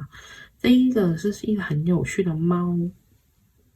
它呢是在和歌山的一个车站里面呢，就是从流浪猫变成那个站长，因为它的缘故呢，所以就让很多人去了那个站去拍照啊，所以让那个本来不太多人注意的站变得很活络起来。那这个故事呢，它下面有一句话，就是你可能看到隧道的尽头有光，可是可能这个光呢，有可能是老鼠拿着一个手电筒。那是这个什么意思呢？因为它其实这个人的这只猫的象征呢，其实就是说它就是好像用转运改变的意思。可是呢，它下面这一句有点小幽默呢，就是说，我们有时候人看到光就会觉得是改变是希望了，可是有可能它是一个恶作剧，就是那个居然是一只老鼠这样子。那所以我觉得，就是金牛座的话，就是我觉得你是有在转运，或是你的运气会越变越好。可是有时候要注意，不是所有的当下的感觉，就是你可能要仔细看清楚，是真的好运呢，还是会不会是一些小恶作剧，有点在迷惑你吧？我觉得，所以你可能都要注意一下，你的转运呢是真实的转运，还是有时可能还有一些小问题在里面，可能你要注意一下，就不要被骗啊，这样子。那然后接下来我们抽到这一张牌是9号牌的一手，那这一张牌呢是它是代表卡巴拉那个生命之树的其中一部分。那9呢是代表一个根基的意思，就是好像一种算是一个基底的意思吧。那它就是我们也可以说，其实它好像你的潜意识。那其实就是说，它是往下一步走呢，其实就是我们说所谓的显化。那我觉得现在的你，可能其实你已经有一些东西已经想好，你可能很适合去建构，就是信任感吧，相信你这些东西将会成真。所以你要好好去思考，现在你想要什么。就是我会觉得你已经到差不多我们说显化的最后一步骤，就是你去把所有东西都准备好了，下一步就是要显化出来了。所以你要好好去思考，到底你现在的东西是不是你想要的，是不是你想追求的，因为你很快就会可以成功去把东西显化出来。我们在抽到的就是分享，你就要去观察你的心。那我会觉得就是说，可能你会发现你自己可能我觉得金牛座其实是一个很务实的一个星座，而且他可能对于很多质感这些很物质的条件都很重视。因为我自己是一个上升金牛，所以我自己就会觉得其实就会对成食物使用的东西的质感这些东西都很重视在你的生活里面。那这个东西说分享观察心的温度，就是到底什么东西是可以让你心感觉到温暖的，什么的是东西可以让你觉得开心的，是会不会是可能是帮助别人的时候你也会感觉到温暖呢？那如果是的话，其实可以多做一些跟别人分享的这个动作，也可以帮助到你的运气，提升到你的心的温度，可以改善你的运这样子。下一张我们看到的抽到就是这个银龙，就是你渴望的状态会成为现实，这个是一个很好的一张牌了。因为其实它就是说，其实你的就好像我们刚刚这个一手，其实你的东西快要去展现出来一个结果了，你很快会看到这个成功的阶段。那所以的话，你可能要注意，就是说，你曾经渴望的什么呢？就是你很快可能就会遭到这个愿望实现，所以你反而现在要注视的是，就是我有没有在想对的事情，我有没有在想我想要的事情，我不会，因为有时候我们轻易的去专注了一些我们不想要的东西。有时候我们说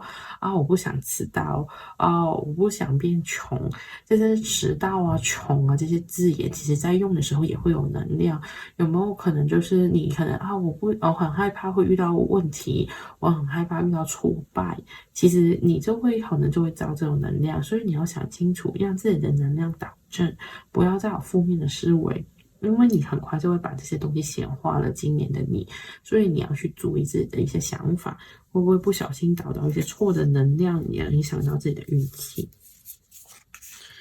我们后面呢抽到这个 Madness 这个牌卡了，那这个呢下面是一只狐獴，狐獴呢其实很狡猾，也可以说是很聪明的动物，所以呢而且它非常有警觉性，所以呢我会觉得这一张牌就是提醒你，就是可能要注意一下身边的事情就好像我刚刚说这个，可能你要提高一点警觉性，用你的聪明跟机智去解决你的问题，而是去怎么样你的运势去变好。其实它是一个小机灵鬼吧，我可以这样说。那所以你怎么去发挥这个机灵这个特色？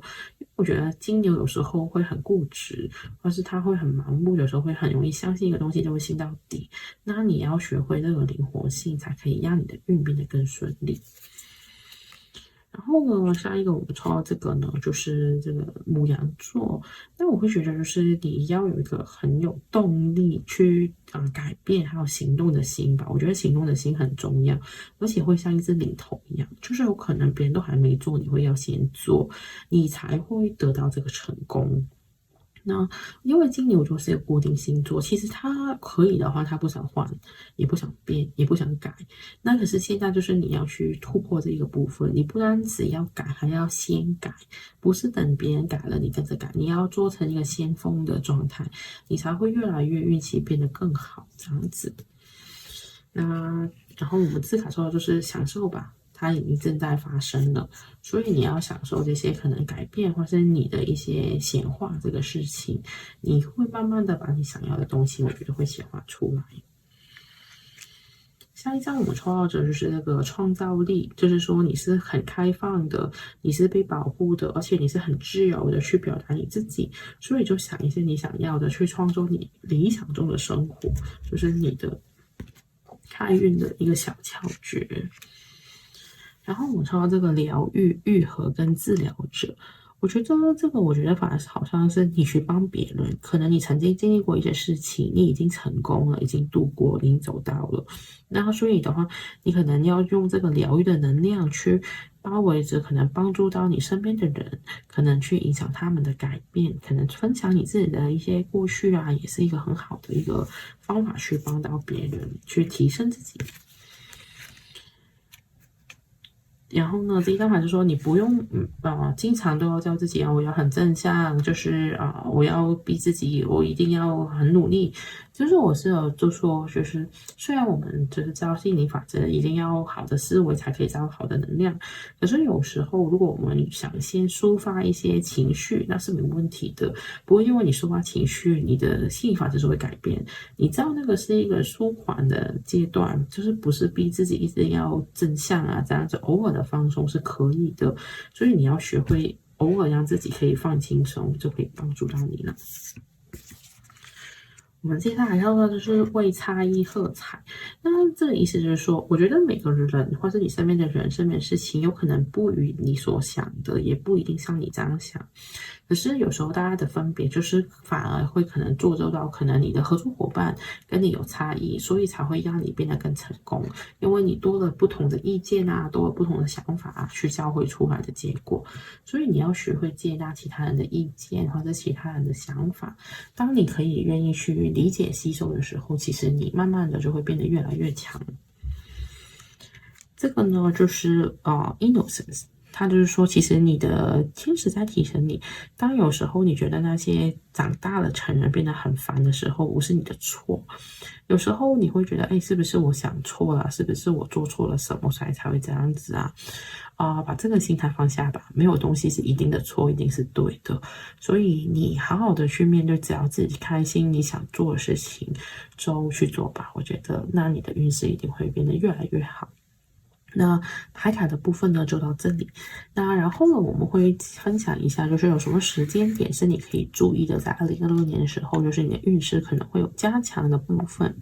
首先呢，我们会讨论就是金星。那金星会是代表我们说的吉利的星啊，而且也是舒服啊、和谐的部分。但我们会觉得金星进一宫是一个好运的时间，因为你可以很舒适的去表现你自己，让别人看到你。那金星进一宫的时间呢，就会是3月31号到4月25号这段期间。那可能在这个时间，可能如果你想去表白，或是你想让人家看到你好的一面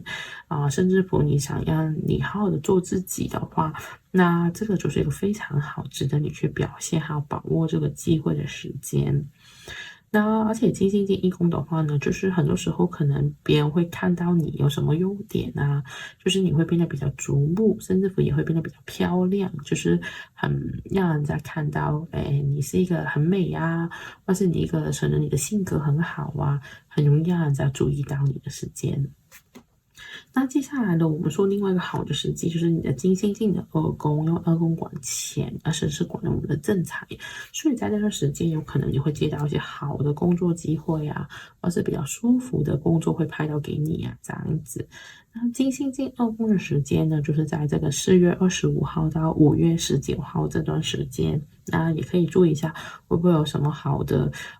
让你可能身体感觉舒服啊，或者是要美食啊，或是可能买到一些很舒服的椅子啊、沙发啊这些。反正我觉得，在金星二宫的时候，金牛座会觉得有种得心应手的感觉，因为就是这些就是你喜欢的东西或是你可能买到什么好的东西啊，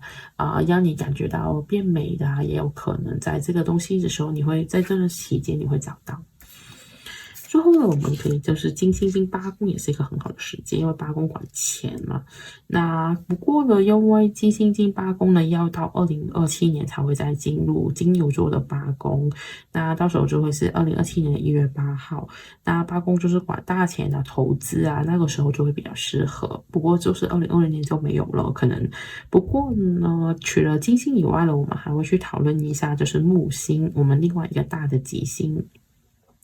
那之前呢，我们是在金牛座的3宫的木星，就是从2025年的下半年到2026年的6月30号这段期间，其实现在是在金牛座的3宫。那3宫的话，其实就可能会有些短途的旅游啊，或是朋友兄弟姐妹的缘分会很好啊，可能很容易得到他们的帮助，或是跟他们的接触会很频繁。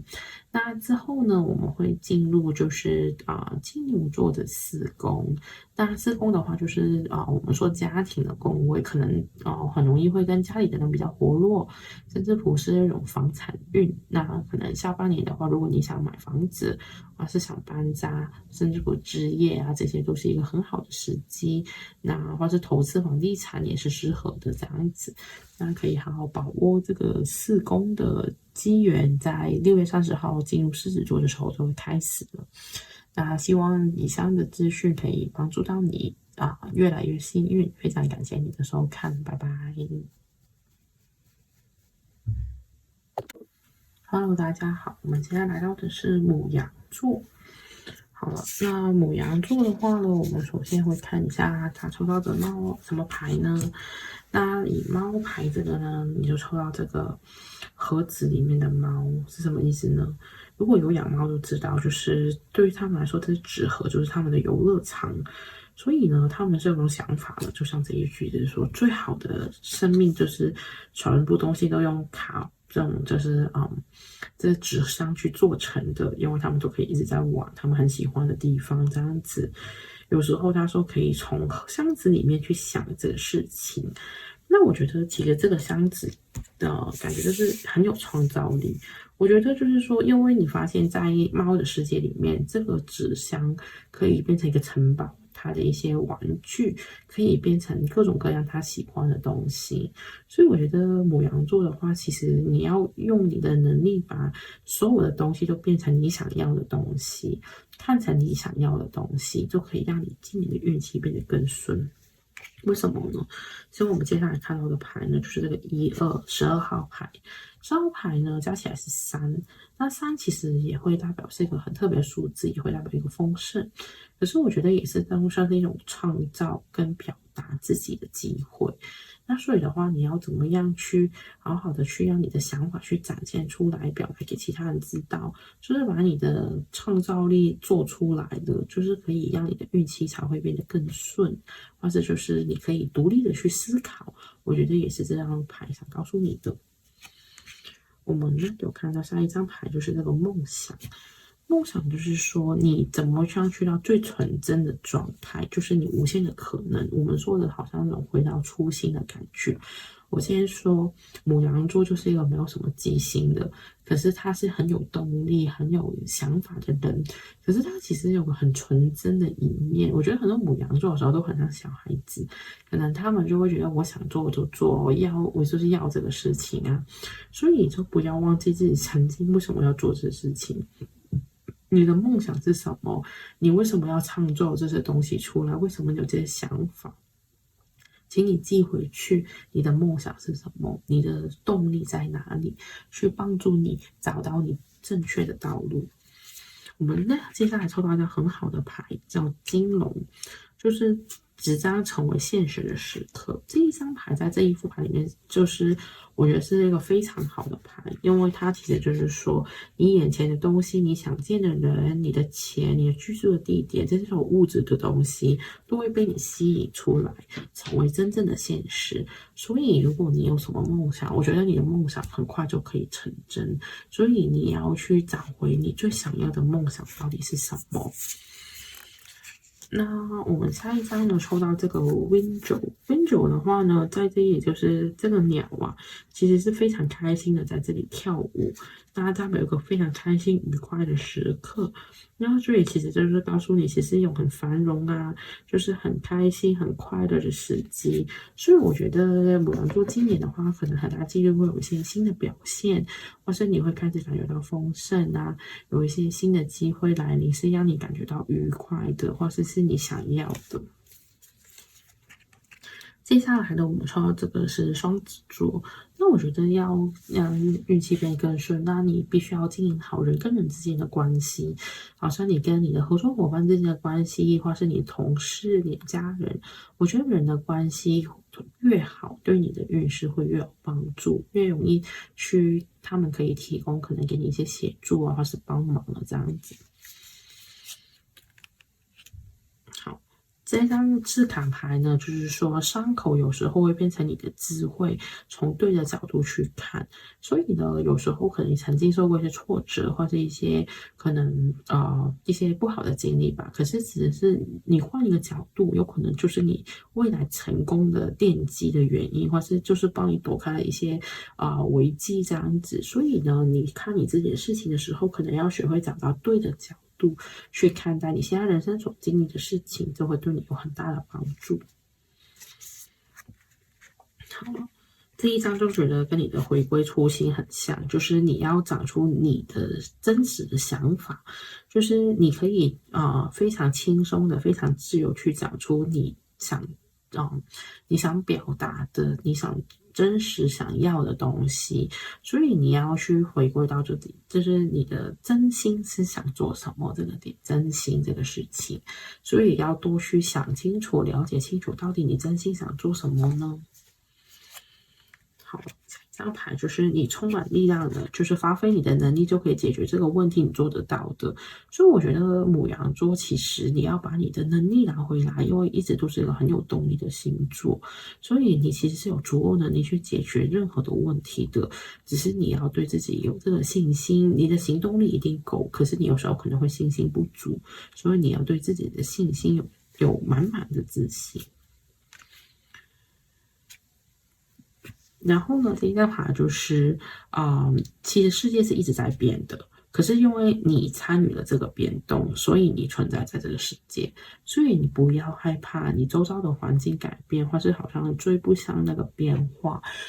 只要就是用一个平常心、轻松的对待，其实你就会可以成为里面的一份子，你就不用去担心这个世界一直在变，因为。我们经常都就是我经常都会跟我学生说啦，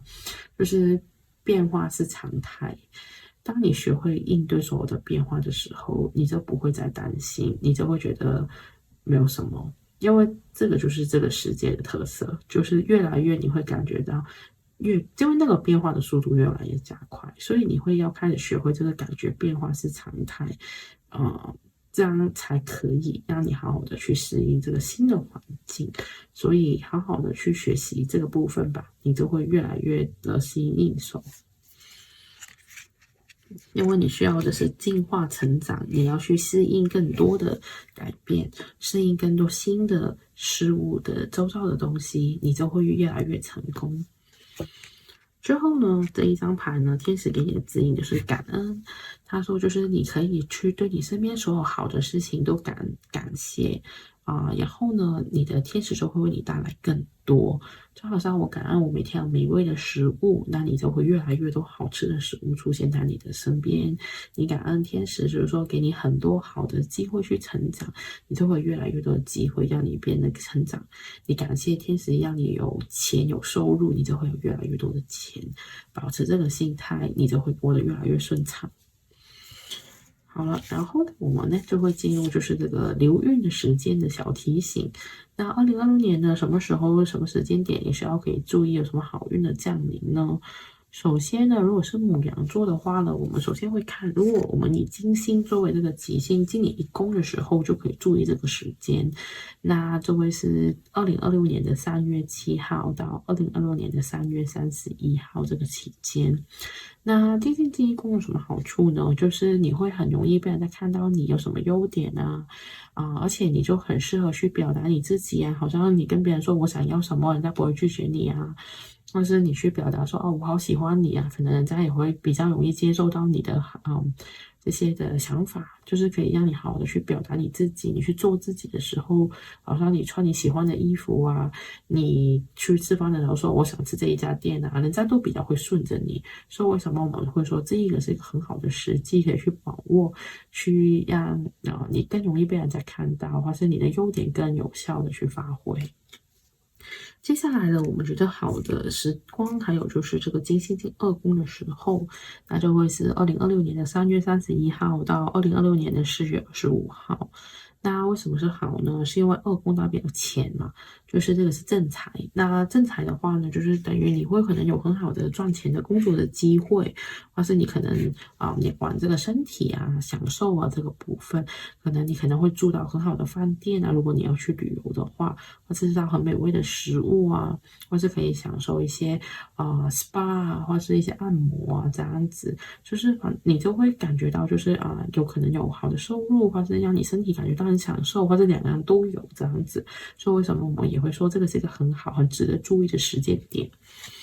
然后呢，金星的话，我们还说，如果金星进八宫也是好的，因为八宫管大钱，那就会是9月11号这个时间开始。因为呢，这个时候会逆行啊，它会在你的八宫，所以有时候要注意，有可能会有危机的产生哦。那所以的话，你就要注意一下，就是9月11号到10月24号这段期间，就是可能有机会过去有些犯的错误会被清算，那可能要注意一下，就是尽量不要在投资理财方面，就是在有机会被检讨的部分吧。当然呢，它顺行的时候也会有一些好运，那你也可以好好去把握跟注意这个方面，特别是跟一些合作伙伴啊，可能跟钱有关系的话，那个时候要特别注意一下。那有好运也有可能会，就是如果你之前做了这些什么，也可能会就会被清算，这个就会变得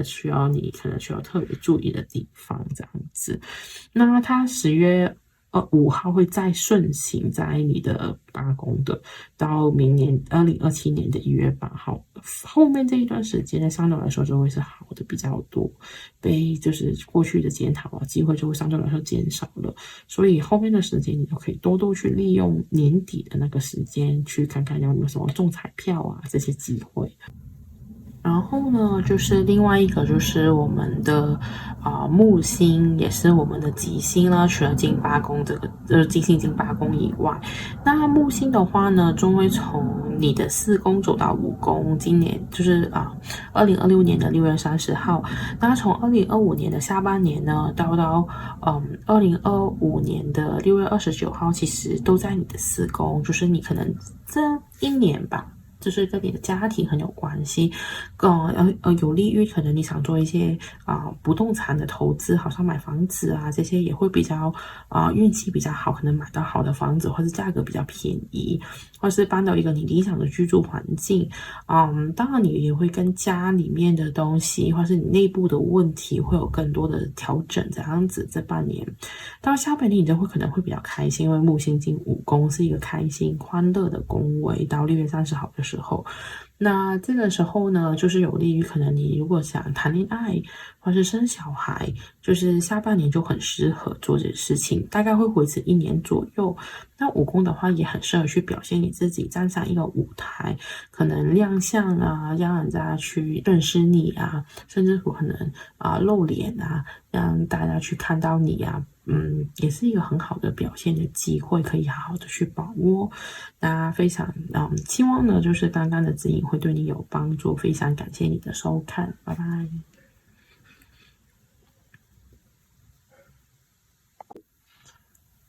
接下来我们来到的就是处女座。那处女座的话呢，我们抽牌的部分呢，首先呢，在这个猫的牌里面呢，我们抽的是这一只猫。这个呢是一只你看到它手上挂着一个在脖子上面挂了一个拳套。那这个猫是什么意思呢？这个 Bruce 那就是说，他就说守住你的地盘，因为有些人可能想影响你去可能想跨你的界限这样子。那所以的话，我觉得处女座可能要做，就是可能会有一些敌人的出现吧。我觉得这一张牌就是可能你要去坚守你的领地啊，就是你要保护好你自己啊。可能会有一些敌人是想用来趁践你的，所以你要做的好运就是你要巩固你自己，不要让别人可以影响到你，或是去侵入你的地盘这样子。接下来数字牌我们抽到是33，这个呢其实是一个大师数，也是一个显化一个很重要的数字，可是它是跟希望啊，还有就是同情心是有关系的。我会觉得是你可能会有些矛盾吧，就是可能今年的你，就是可能你会觉得啊，我应该做这个好吗？或者应该就是我的付出会得到收获吗？你会可能心里面有些矛盾，或是你想表达的东西，可能别人感受到的结果是不一样的。好像你本来想帮他，别人觉得你是在骚扰他，或是你在影响他这样子。所以你自己可能就要先稳住你自己的心，才去做行为。就是就是假设我刚刚举的那个例子的话，就是你要确定你是真的在帮助别人，而不是在去影响别人。不要人家讲几句，你就开始怀疑是不是我做的不对，然后内耗这样子。所以你要先稳定你的决心，才不会让这个冲突加剧这样子。因为如果你可以好好利用的话，其实会让你有更多的机会会发生吧。可是你要好好去运用这个有点像对冲的能量，才会让你变得更好。因为接下来我们抽到2张牌都很好的，第一张是风烛，就是你可以自给自足。因为其实你知道我是一个自给自足，就是你可以那个能量是可以善念的循环的，你才可以会得到更多无条件的爱。因为你就会发现，当你自己可以给予你自己爱的时候，你就不用去求别人去给你，你才会获得真正内心的丰盛，你才可以去有能力去帮到别人吧。就是你不会说我等别人来爱我，等别人给我东西，你自己就有很多的爱，你就不需要去求别人的时候，你才可以有多的去给予别人。我们接下来抽到是丰隆，丰隆是什么意思呢？这一个是代表丰收的意思，就是它其实说其实你的基本的条件已经够了。假设其实我觉得可能其实你不用太需要担心一些基本的需要，好像衣食住行啊这些。当你可以满足了这些条件的时候，其实你就可以跳出你的舒适圈。假设今天你有个机会，可能去换工作，或是有一个新的尝试、新的职位，你可以去想想，如果今天我已经不需要担心太多的基本的生活的事情，就是我不用害怕没地方住、没地方吃、没东西吃的时候，你就可以好好的去接住这些机会，因为是告诉你，就是透过这个挑战，你会变得更加丰盛、更加多的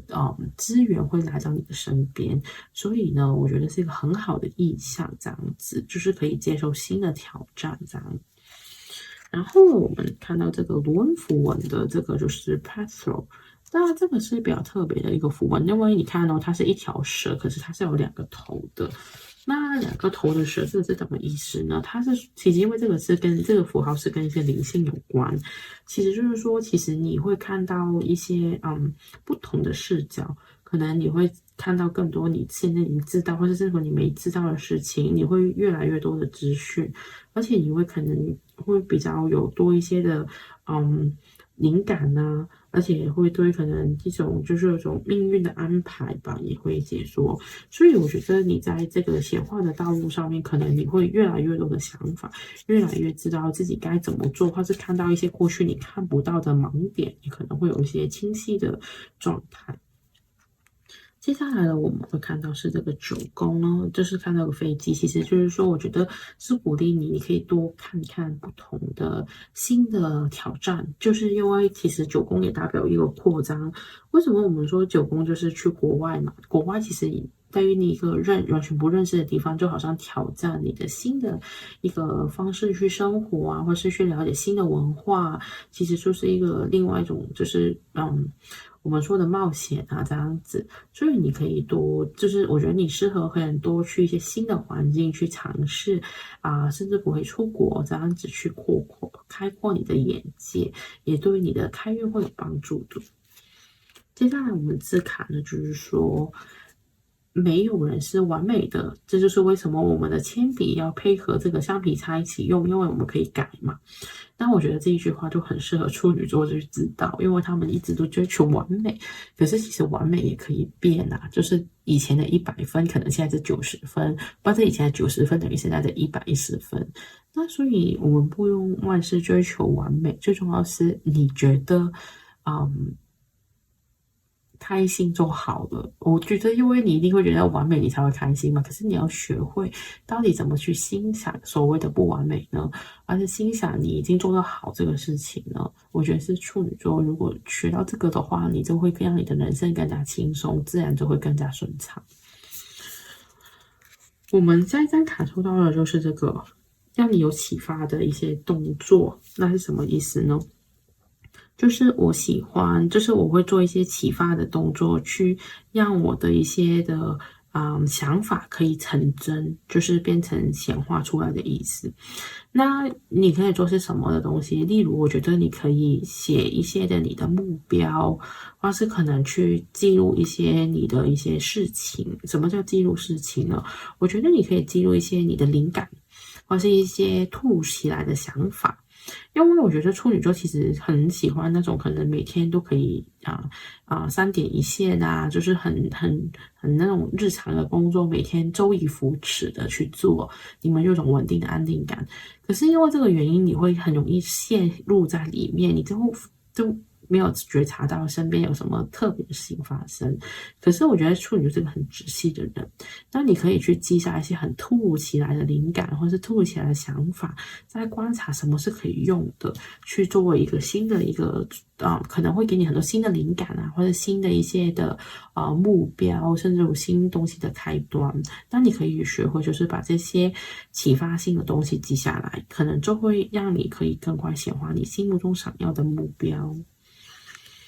那这一张牌呢，负债偿清呢，就是可能你曾经有一些重担啊，一些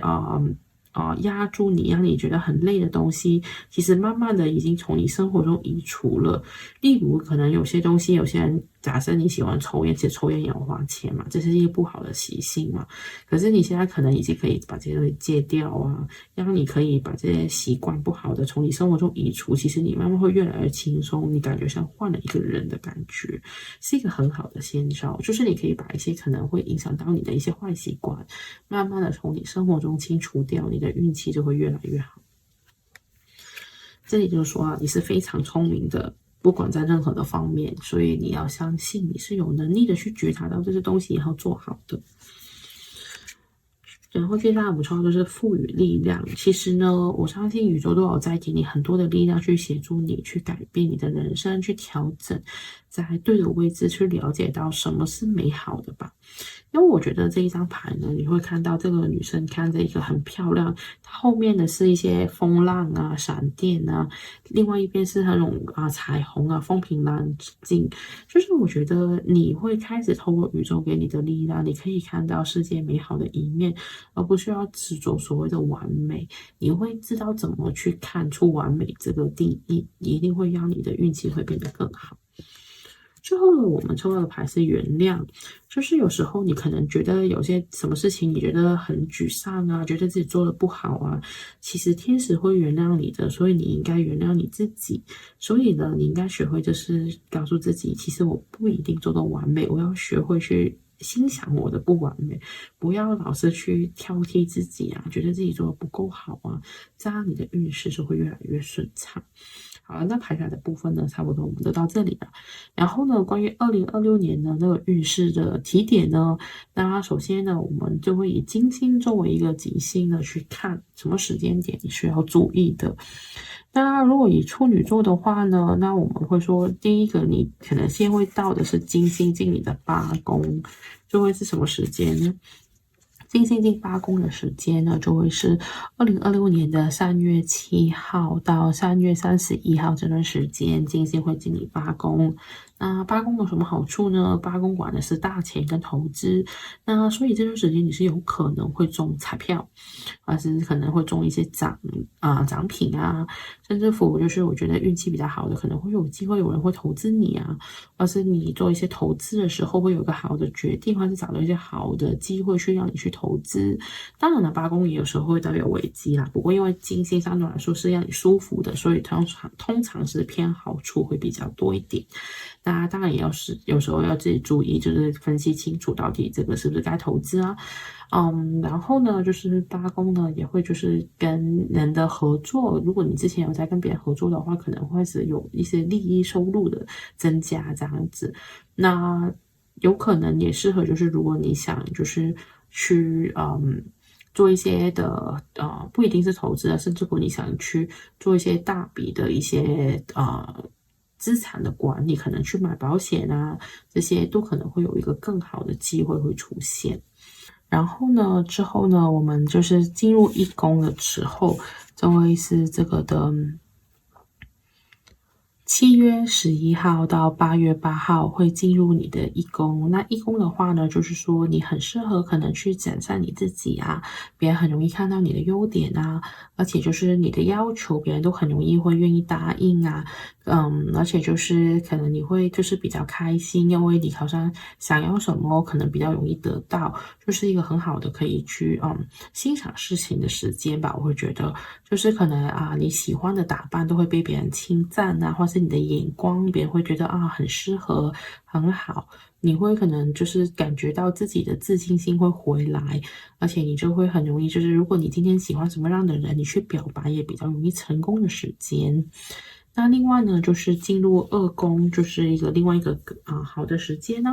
因为如果是二宫的话呢，就是2026年的8月8号到9月11号这段时间，就是金星进你二宫的时间。那这段时间呢，很适合呢，就是可能你如果就是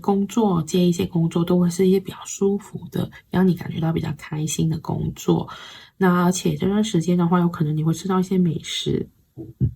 或是感觉到比较享受，可能有一些生活上的享受啊，可能买到好的东西呀，去让自己觉得比较开心啊。而且金星二宫的话呢，可能你就会觉得身体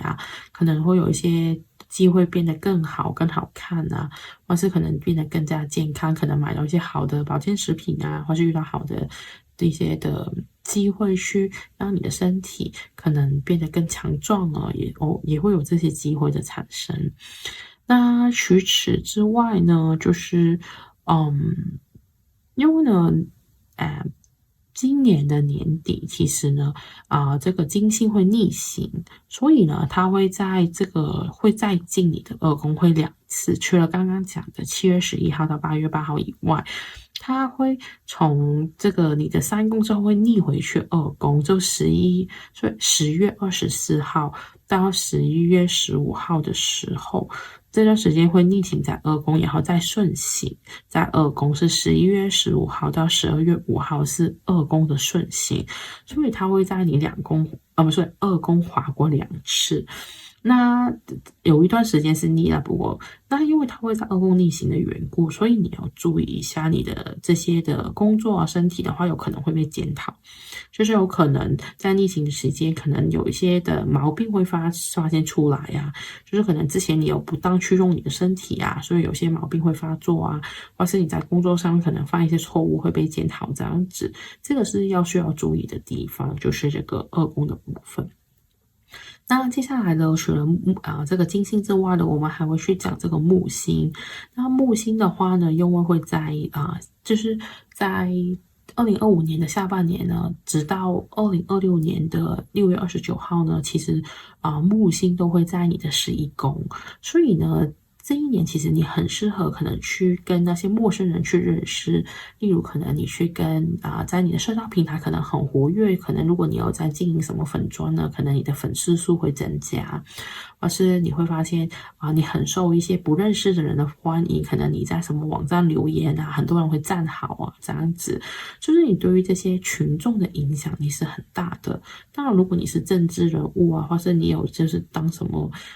参选啊什么这些跟陌生人打交道的，你很容易会选项，或是你很适合跟这些不认识的人去聊天，你会觉得跟陌生人特别缘分比较好的，就是在上半年的部分。那下半年的话呢，木星就会移到你的12宫，十二宫来说呢，我们就说可能就是一种比较业力的地方了。那可能很适合，就是你可能去做一些身心灵的事情，甚至乎你去学习身心灵有关的事情啊，冥想啊，都很适合，也很适合去算命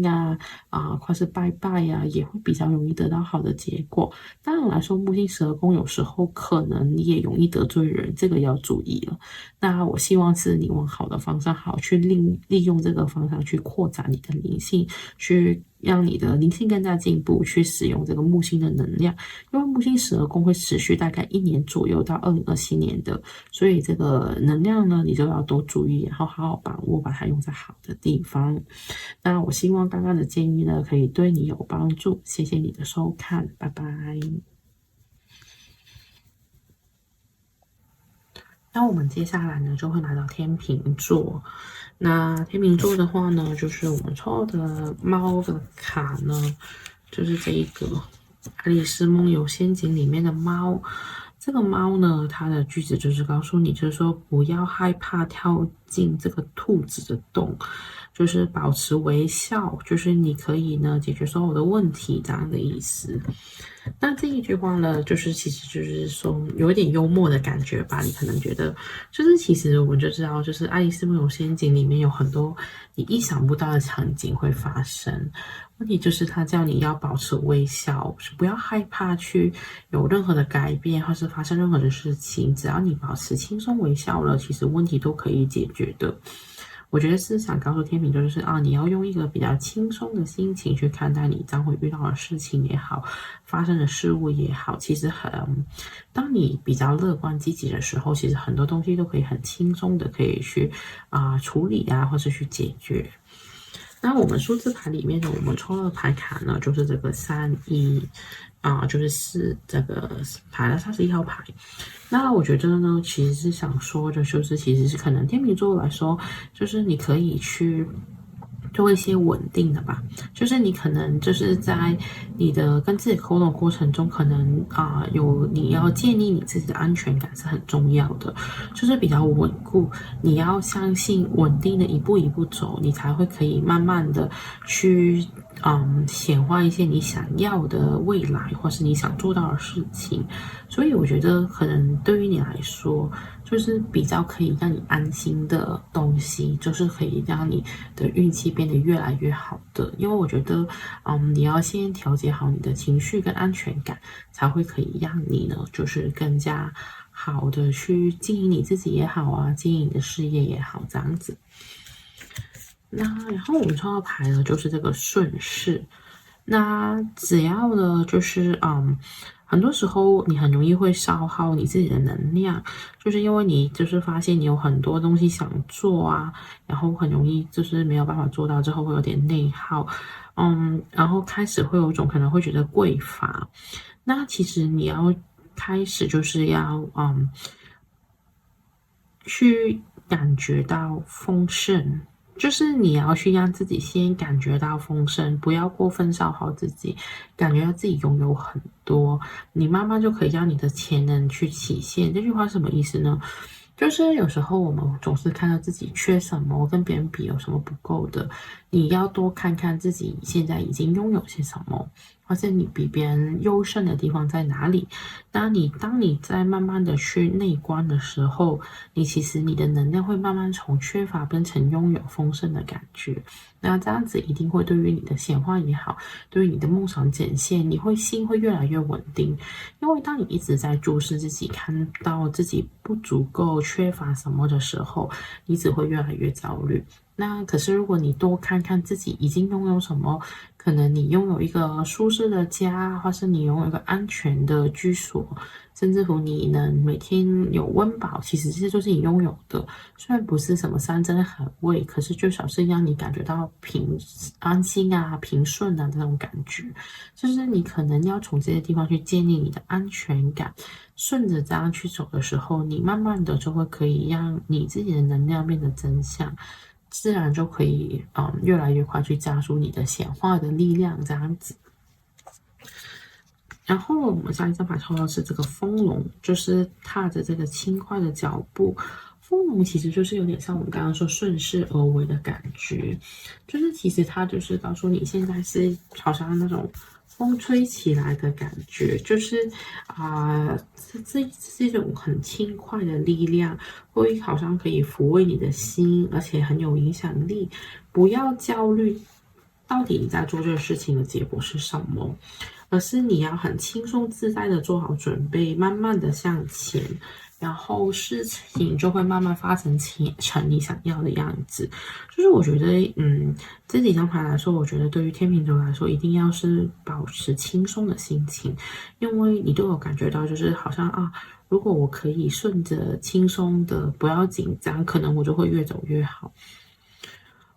跟着来呢，我觉得就是这一张牌啦 s u r i s 啦，这个就是有点特别，就是一只狼，它的荆棘往前冲，我觉得是有行动力的。其实你对于，我觉得你需要一些积极的能量，而且有种冲破障碍的感觉。那所以的话，我会觉得就是你要学会保护你自己，虽然你可能前面的路有时候会有些卡，可是在那个卡的时候，你怎么维持一种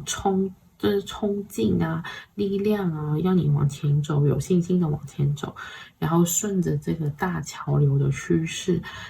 让自己在这个环境中感觉到安心。我觉得你的运自然就会顺。因为我们下一张抽到这个就是这个天蝎座，代表一种就是生命转化的过程就是说你怎么去表达你的情绪，怎么去转变，我觉得就是好像一个经历，让你还能蜕变之后，就变得越来越强。我觉得在这个是一种算是一种那种很大的变化的时候，你怎么样稳定自己的心，怎么样让你的情绪可以稳定下来。我觉得当你可以轻松控制你情绪的时候，你的运自动就会顺。所以怎么样去跟自己的对话，去让自己感觉到安全，不要再焦虑啊，或者担心啊这些状况，这样你就可以走上这个轻快的脚步，然后就可以完成你心目中想要的事物。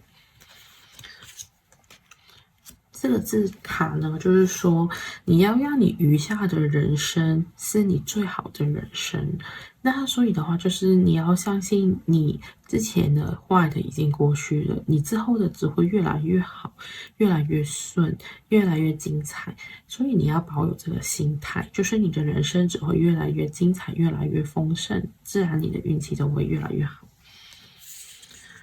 我们呢后面看到这张牌 grounding 就是我们说的接地，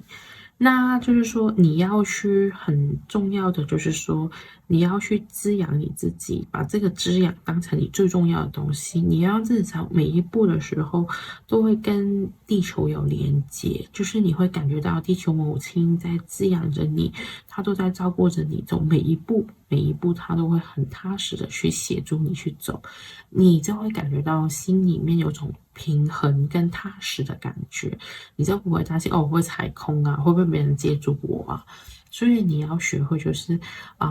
感觉自己心是很平和的、很安全的，不会有担心的感觉。接下来我们看到的牌卡是情感疗愈，所以呢，你应该要去疗愈一下曾经一些可能你一些情感受伤的地方啊，或是一些受创的地方。当你愿意去疗愈之后，你就有新的祝福跟爱跟产生。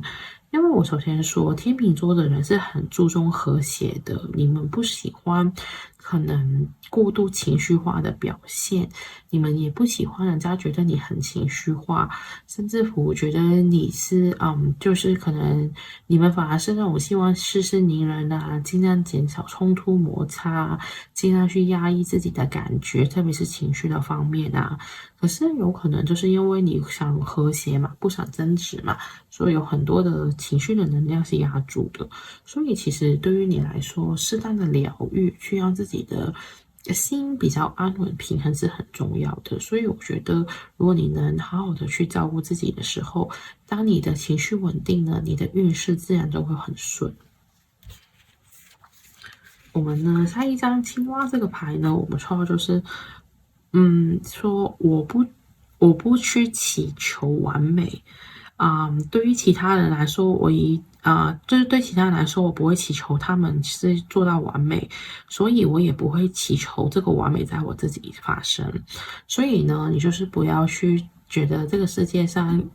不管你自己也好，别人也好，都不应该要求所谓的完美。你只要相信你每一步都是对的，你做的事情都是正确的，其实就够了。你要对你自己抱有这个信心，也不要过度要求自己，去对自己太苛刻。我呢，跟着会看到这个内在的实相。内在实相是什么意思呢？就是说，其实呢，你可能心里面有很多不同的想法，那你真正想要的想法是什么呢？很多时候呢，我觉得天秤座为了就是让大家都好，可能你会掩藏自己真实想要的事情，你可能会为了成全别人，为了平衡，你可能会做别人喜欢的事情。你真正想要的是什么？你心里面想要的东西是什么？可能你要看清楚，你才可以帮到你的人生走得更顺利。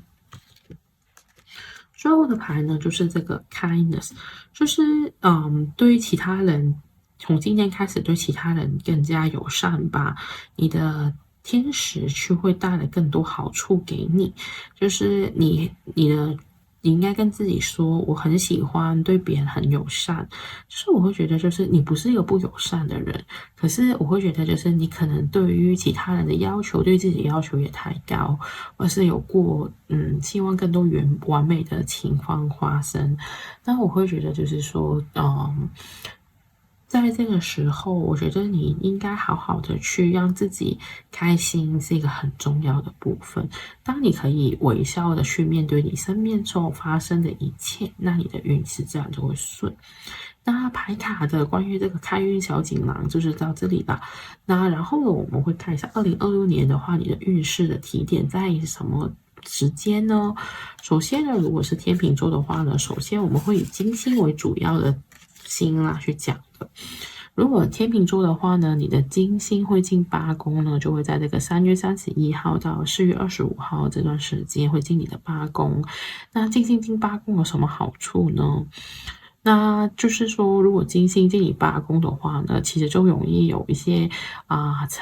偏财运，就是我们说可能会有机会中彩券啊、中发票啊这样子。而且呢，八宫也代表是投资理财，可能你那个时候可能会有一些好的投资建议，甚至乎可能你去处理保险啊，会比较容易得到一些好处，可能会受到一些收获这样子。然后呢，除了这个以外呢，金星八宫的话呢，也会说，就是可能你曾经有一些合作，可能那个时候会受到一些利润，可能分红啊这样子，也有机会在这个时候发生。所以为什么我们说，八宫其实虽然本来八宫会带有一些危机啦，不过因为我们现在是以金星八宫为主体，所以相对来说好运的几率会比较高的在这个方面获得。当然呢，同样时间也要注意一些风险的部分吧，在这个时候金星走八宫的时间。那然后呢，就是我们觉得另外一个比较好的，就是金星进你的一宫。一宫呢，就是说我们做自己、表达自己的地方。那如果金星进一宫的话，就是你在表达自己的话，会感觉到比较舒适、比较舒服，好像别人比较容易认可你，甚至乎你提出的想法、意见是比较容易受到别人的重视的。而且，别人也会对你比较顺从，可能就会觉得你的表现不错啊，或者很容易看到你的优点，看到你的长处在哪里呀，这样子。那金星进一宫的时间呢，就会比较多的，因为2026年金星是会逆行，然后它就刚好逆行在你的一宫跟二宫的部分，所以你就会有几个时间会注意的。第一个时段呢，就是8月8号到9月11号，这段时间是顺行在你的一宫到二宫这里，然后会从二宫开始逆行，就是从9月11号呢，它就会逆行回去。然后会从到10月24号的时候会逆回你的一宫，然后呢，在这10月24号之后呢，再从你的一宫再出发，就顺行了，就是在一宫逆行是10月24到11月15号这段时间会是在你的一宫逆行。那这个时间呢，逆行的话呢，那就是要注意一下，会不会有被别人检讨一些你曾经做过的东西，可能有犯什么错啊之类的，跟你个人有关的，或是跟你一些个人想法，可能你曾经比较自我的地方，可能会被人检讨，这个可能你就要注意。然后呢，从11月15号开始会顺行在你的一宫，然后呢，12月5号会再度进入你的二宫。那二宫也是一个很重要的时间哦，因为二宫就是你的正财运。那所以2月5号到1月8号，你年底的话呢，就会比较适合，可能你比较容易有正财运。因为二宫的话，就是我们说的，可能就是你的工作赚到的钱啊，或是会比较舒适的工作，遇到很好的工作环境，甚至会有一些让你觉得开心的工作会接到，而且就是比较有享受的，可能你会有一些轻松的，让你身心觉得比较开心的东西，吃到好吃的东西，或是二宫也代表有一些身体的状况，可能你会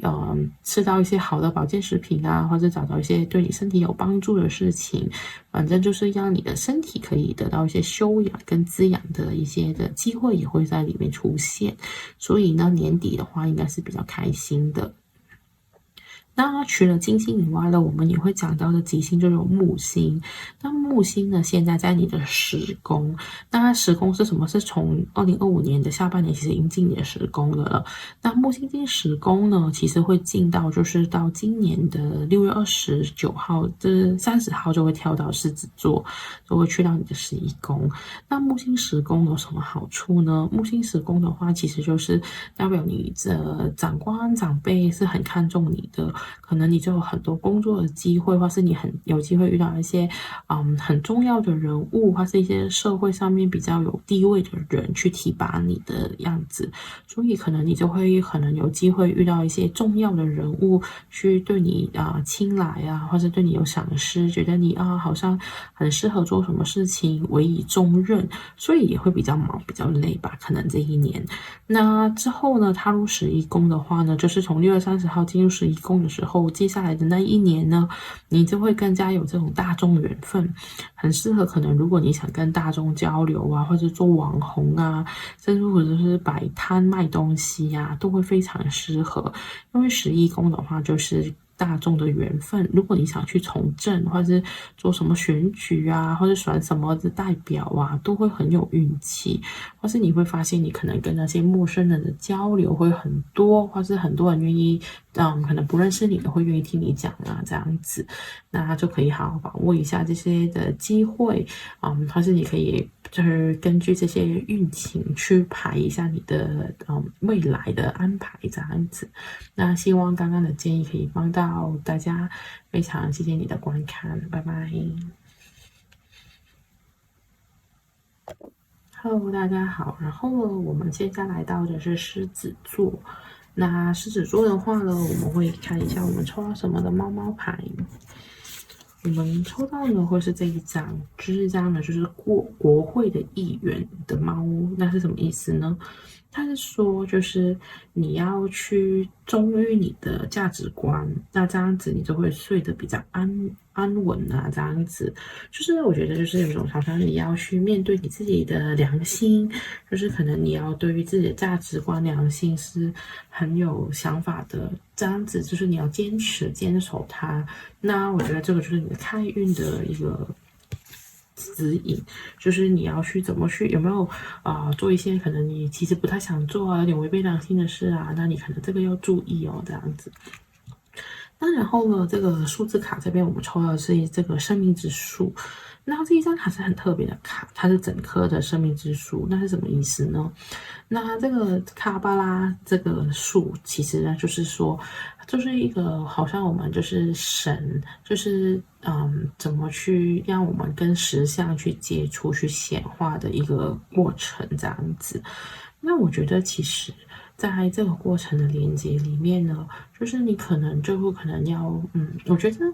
会比较像的就是你可以做一些跟灵性有关的东西，会对你的起悟有帮助。因为其实这个其实是一个脉络，就好像我们是很多东西都是从这里演变出来的，那也是最后就是最终其实就是显化梦想成真的意思，不同的组件出现最后的结果。那我觉得你可以多去体会一些灵性，甚至会了解灵性，你就会知道就是神跟人之间的关系。慢慢的，你就会知道你应该怎么做一个人才会更加顺利。所以我觉得你可以多去看一些关于灵性有关的书啊，或是一些灵性有关的知识，也会对你的运程会有帮助的。接下来我们抽到这个卡叫转化，那就是说，当你认出那个壮丽醒酒的光亮时，转化就会自动发生。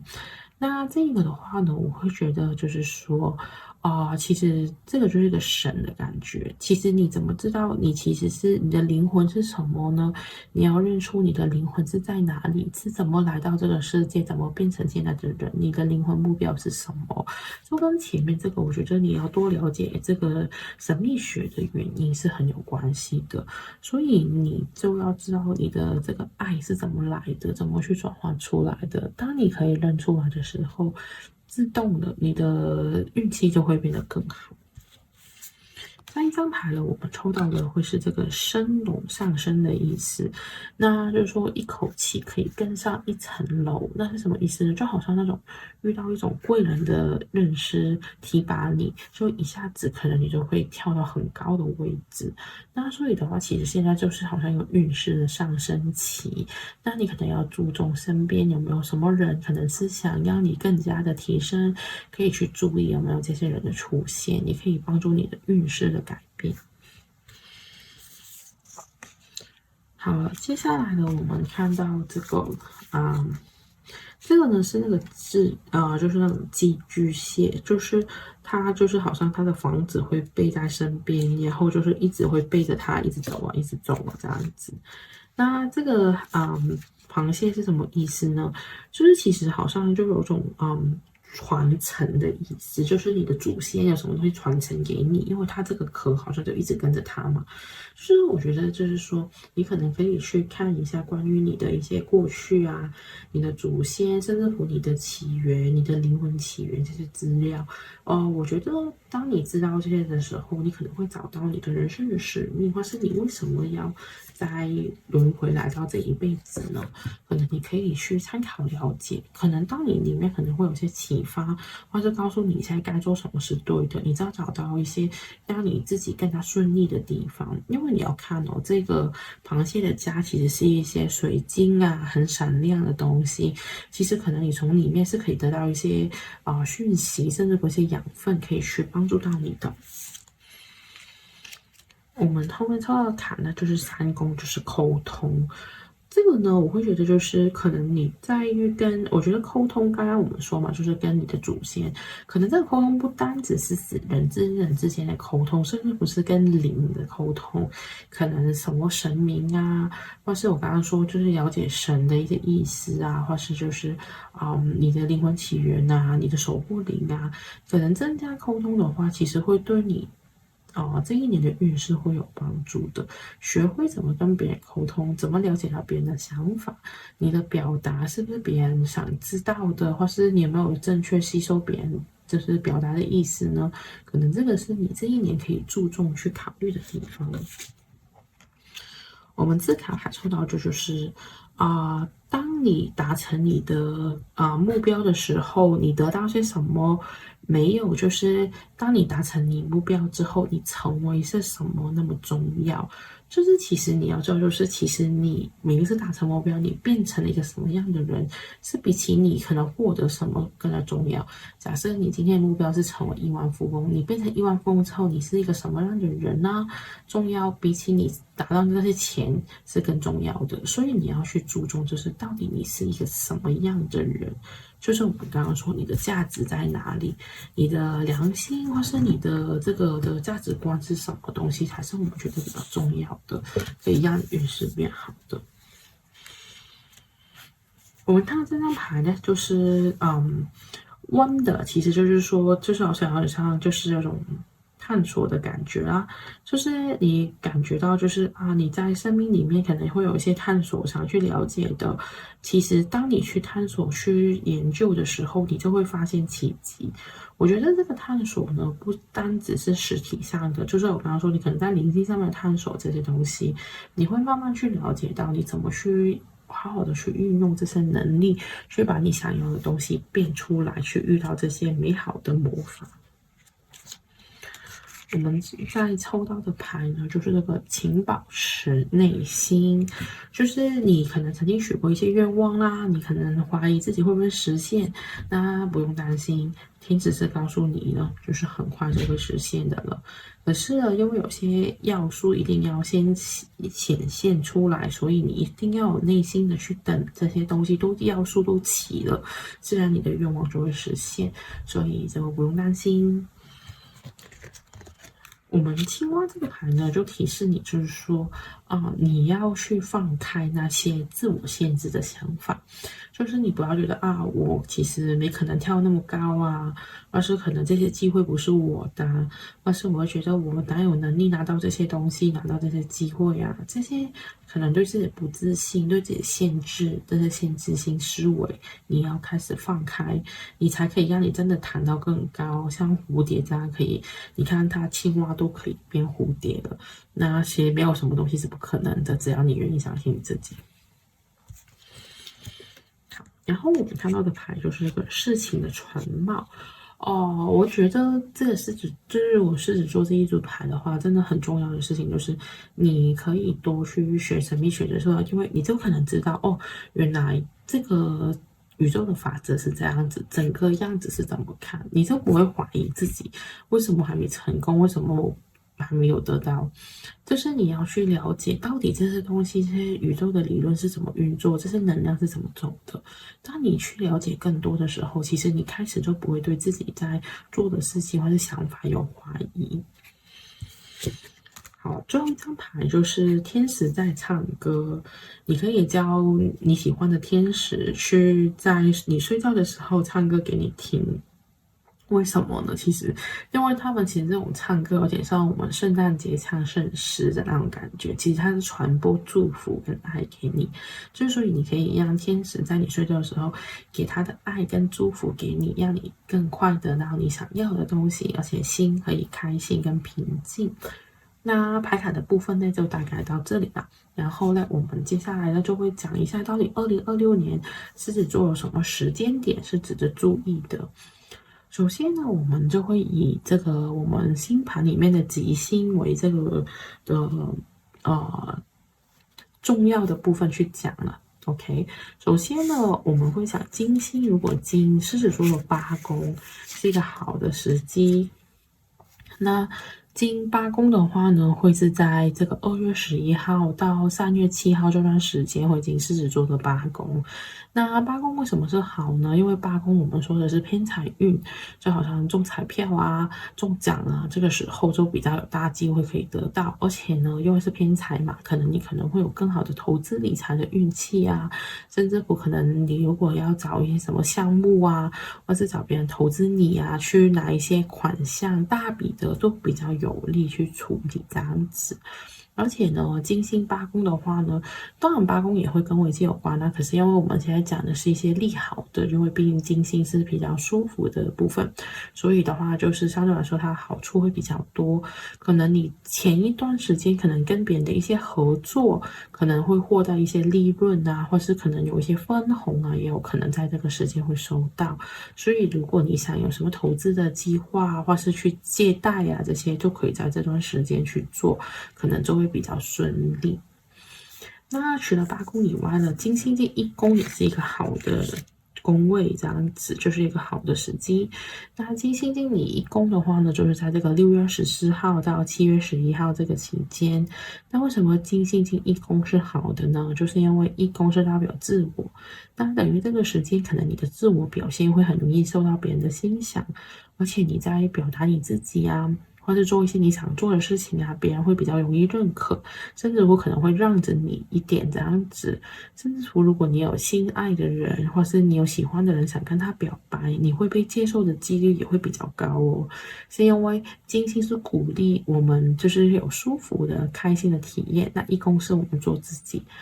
所以在这个时间呢，可能你可以稍微比较任性一点啊，大家也会对你比较包容，就是这个金星一宫的好处。接下来呢，我们就是另外一个我觉得比较好的位置，就是二宫，因为二宫也是管钱，不过这边是正财，就是跟工作啊这些可能有关的，还有你的身体。那金星二宫的话呢，那个时间段呢，就是在这个8月8号到这个9月11号的，sorry，不好意思，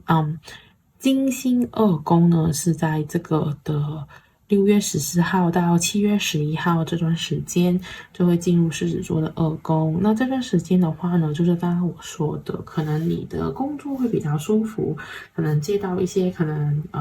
事小钱多的工作啊，或是可能工作环境变得比较舒适，比较适合你啊，或是可能在工作上面得到一些好的待遇啊。又或者就是有可能就是你享受到更多的美食啊，或是你的身体可能可以就是可能得到一些放松，可能你的身体有变好，或是变美丽这样子都有可能，所以可以好好把握这段时间哦。如果你要做什么医美啊这些，也可以在这段时间去做，也会比较容易得到好的效果。那除了金星以外呢，我们会讲的就是还有这个木星的时间。那如果是狮子座的话呢，现在的木星是在你的12宫。那从2025年的下半年呢，到2026年的6月29号，其实都在你的12宫。那十二宫的话，就是我们刚刚说很适合身心灵的探索，因为12宫就是管这个身心灵啊、神秘学啊，甚至乎可能小人也会比较多啊。当然，我会觉得那为什么？所以你要调剂一下自己，平衡一下你的心理。我也觉得很能理解，可能你会觉得为什么这种好像业力感很重啊？因为12宫就是管这个的。那所以的话呢，木星的话，其实可能你在这段时间去了解身心灵或者学神秘学，你会觉得更容易上手，更容易理解，或是刚好有很多机缘，很多人都叫你去算命啊，叫你去拜拜啊，这样子是很常见的，就是木星有12宫的时候。那之后呢，你很快终于就会脱离这个可能有一些小人的时间，就是从6月30号开始，你的就是木星就会进到你的一宫，一宫就是我们刚刚说我们可以表达自己嘛，木星一宫就好像开启一个重新的开端，你好像感觉运气回来了，东西做什么东西都很顺手这样子。其实12宫也没有什么不好，因为12宫其实就是跟神的连接会更紧密，可能你会有很多东西让你相信这个世界有这些能量的存在。那可是一宫的话，就会一个很自我，一个好像重生的状态，就是好像，就是我刚刚说嘛，做一宫有个好处就是可能你有很多机会可以去表达你自己，可以做你喜欢的事情，你会觉得比较可以，就是根据你的想法去做事。相对来说，12宫就会有一种好像有点无力感的，就是好像你要顺着这个宇宙之路去走。一宫的话，好像那个主导权回到你手上，所以可以呢，好好去把握木星在你一宫的时候，好好去表现你自己，去展现你的光芒。就是这个时间就会从6月30号开始，直到明年2027年，大概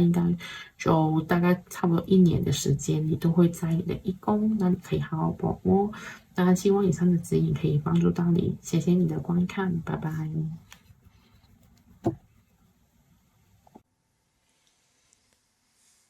Hello，现在我们来到的是水瓶座，那我们会看一下水瓶座我们抽什么的开运小锦囊呢？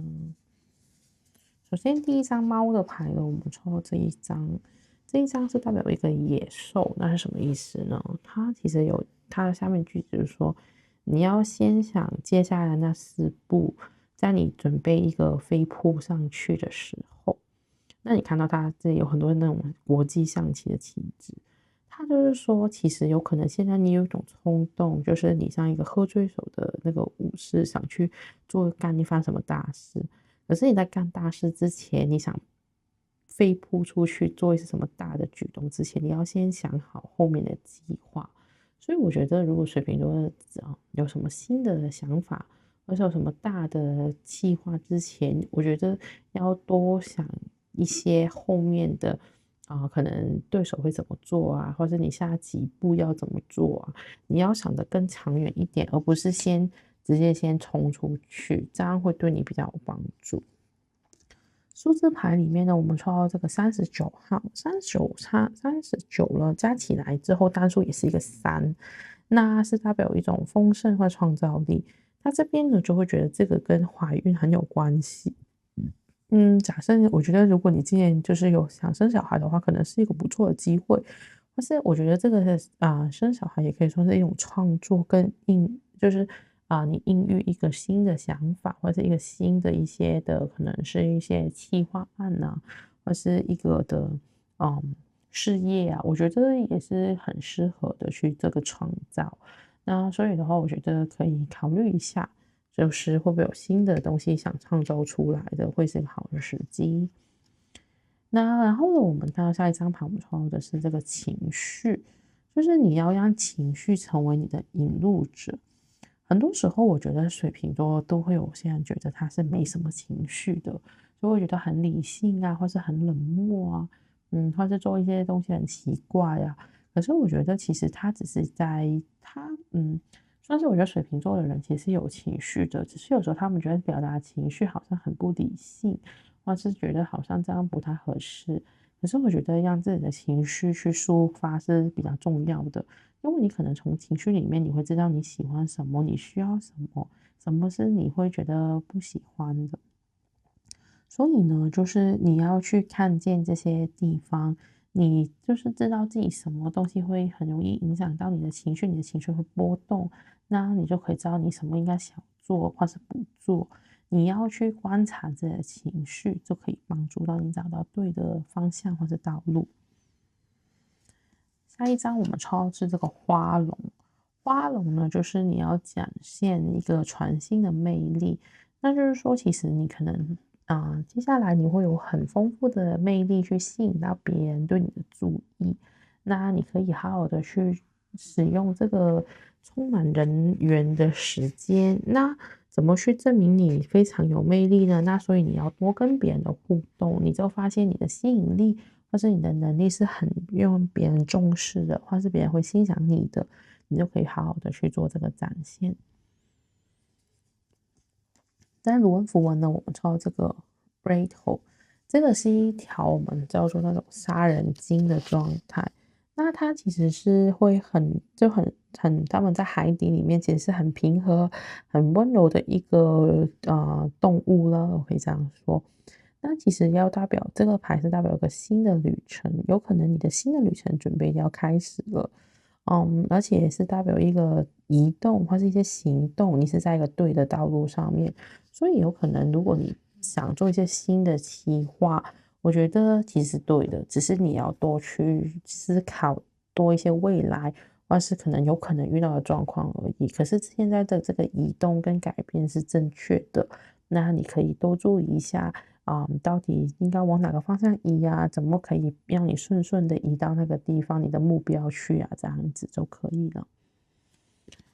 我们下一张会看到这个是武功，武功是代表创作力跟享乐。我觉得就是你可能会有很多机会可以跟别人有一种轻松愉快的交流吧。那你可以好好的展现你的创造力跟你的理想性，就是一个很适合的状态。而且武功也是跟魅力很有关系，所以我觉得你算是魅力会很丰富、很爆棚的时代，所以可以多注意跟不同的人交流，可能会获得更多的好处。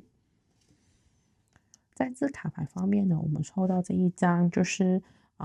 作为一个善良友善的人，永远都不会被浪费。所以不要觉得有时候觉得我不应该当好人啊，是不是我当好人其实是一个很蠢的行为啊，或是就浪费掉了。不要有这个想法，任何时候做一个好人，其实都是好的东西，会有善的能量回报给你。不要觉得自己好像做一些很无谓的事情。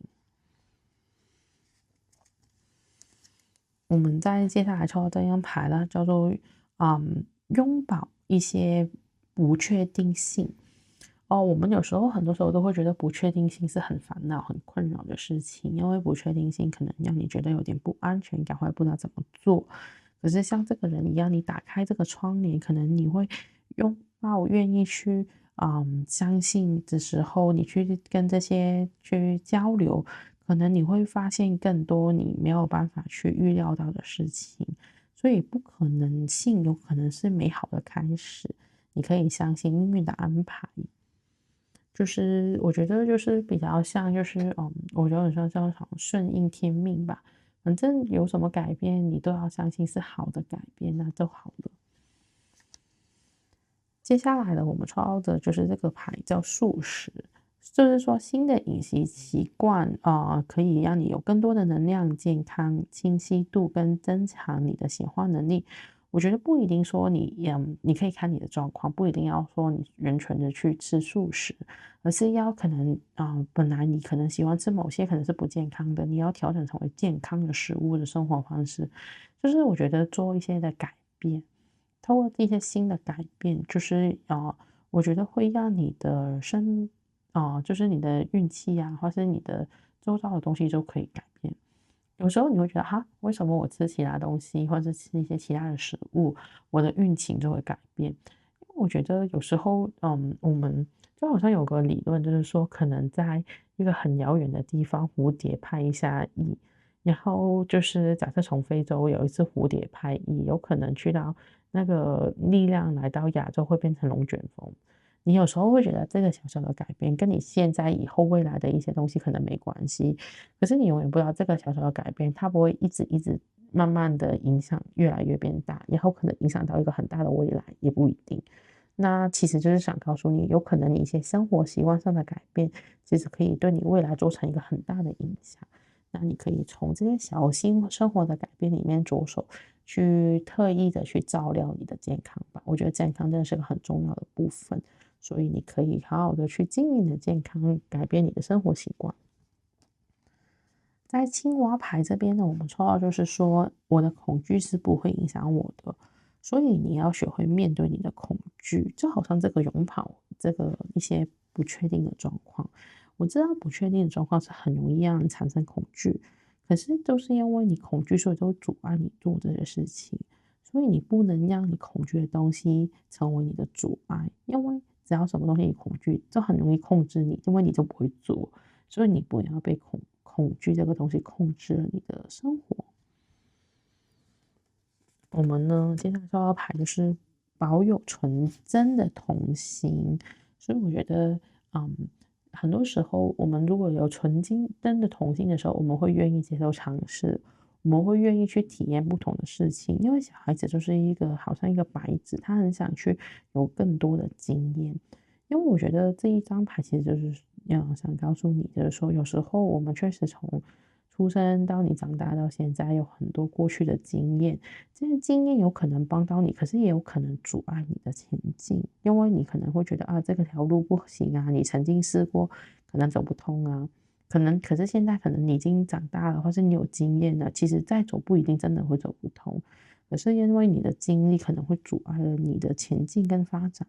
所以保有纯真的童心，你才可以就是好像回到你的初心，好像一张白纸重新出发。你可以用这个想法去经营你自己，可能你会变得更顺这样子。最后呢，就是尝试，努力尝试。他说，就是天使是很喜欢当你做到最好的时候，那你要跟自己说，我其实永远都做得很好，这样子。你看，有一群天使在帮你打气，不管你在做什么，只要你愿意开始踏出去，你愿意开始做，其实天使都会为你欢呼，为你加油，所以你不用担心。所以一直都有很多人去替你打气的。好了，那牌卡的一些指引呢，我们就到这里。那我们会分享一下，就是在2026年呢，有什么时间是会走好运的。那首先呢，如果以水瓶座的话呢，我们首先会以金星作为这个主要的星去讲那个行运呢。那如果金星的话呢，我们会说，如果金星进一宫是好的时间。为什么呢？因为金星是舒服的星啊，就是带来幸运啊，或是一种让你很舒适的感觉。那然后水瓶座呢，他走到一宫的时候，一宫是做自己，在2026年的1月17号到2026年的2月11号会走你的一宫。在这段时间呢，就是你可能会很容易被人家注意到你的好，或是你有什么东西是大家很欣赏的地方，都会很瞩目，让大家提及啊，或是想起你的好啊。甚至乎呢，如果你有一些要求，可能很容易会被人家答应。甚至乎如果你有喜欢的人，如果你跟他去表白，可能他会很容易接受你这样子。就是你去表现你自我的时候，大家就会很欣赏的，觉得哦，你真是一个很特别的人啊，你真是一个很好的人啊，都会看到一些好的一面，而且你就比较能够做自己，就是你的想法啊，你的言语啊，大家都会很认可，或是很包容到你这样子，让你去做你想要的东西，这样。那所以就是为什么我们说金星一宫是一个好的位置。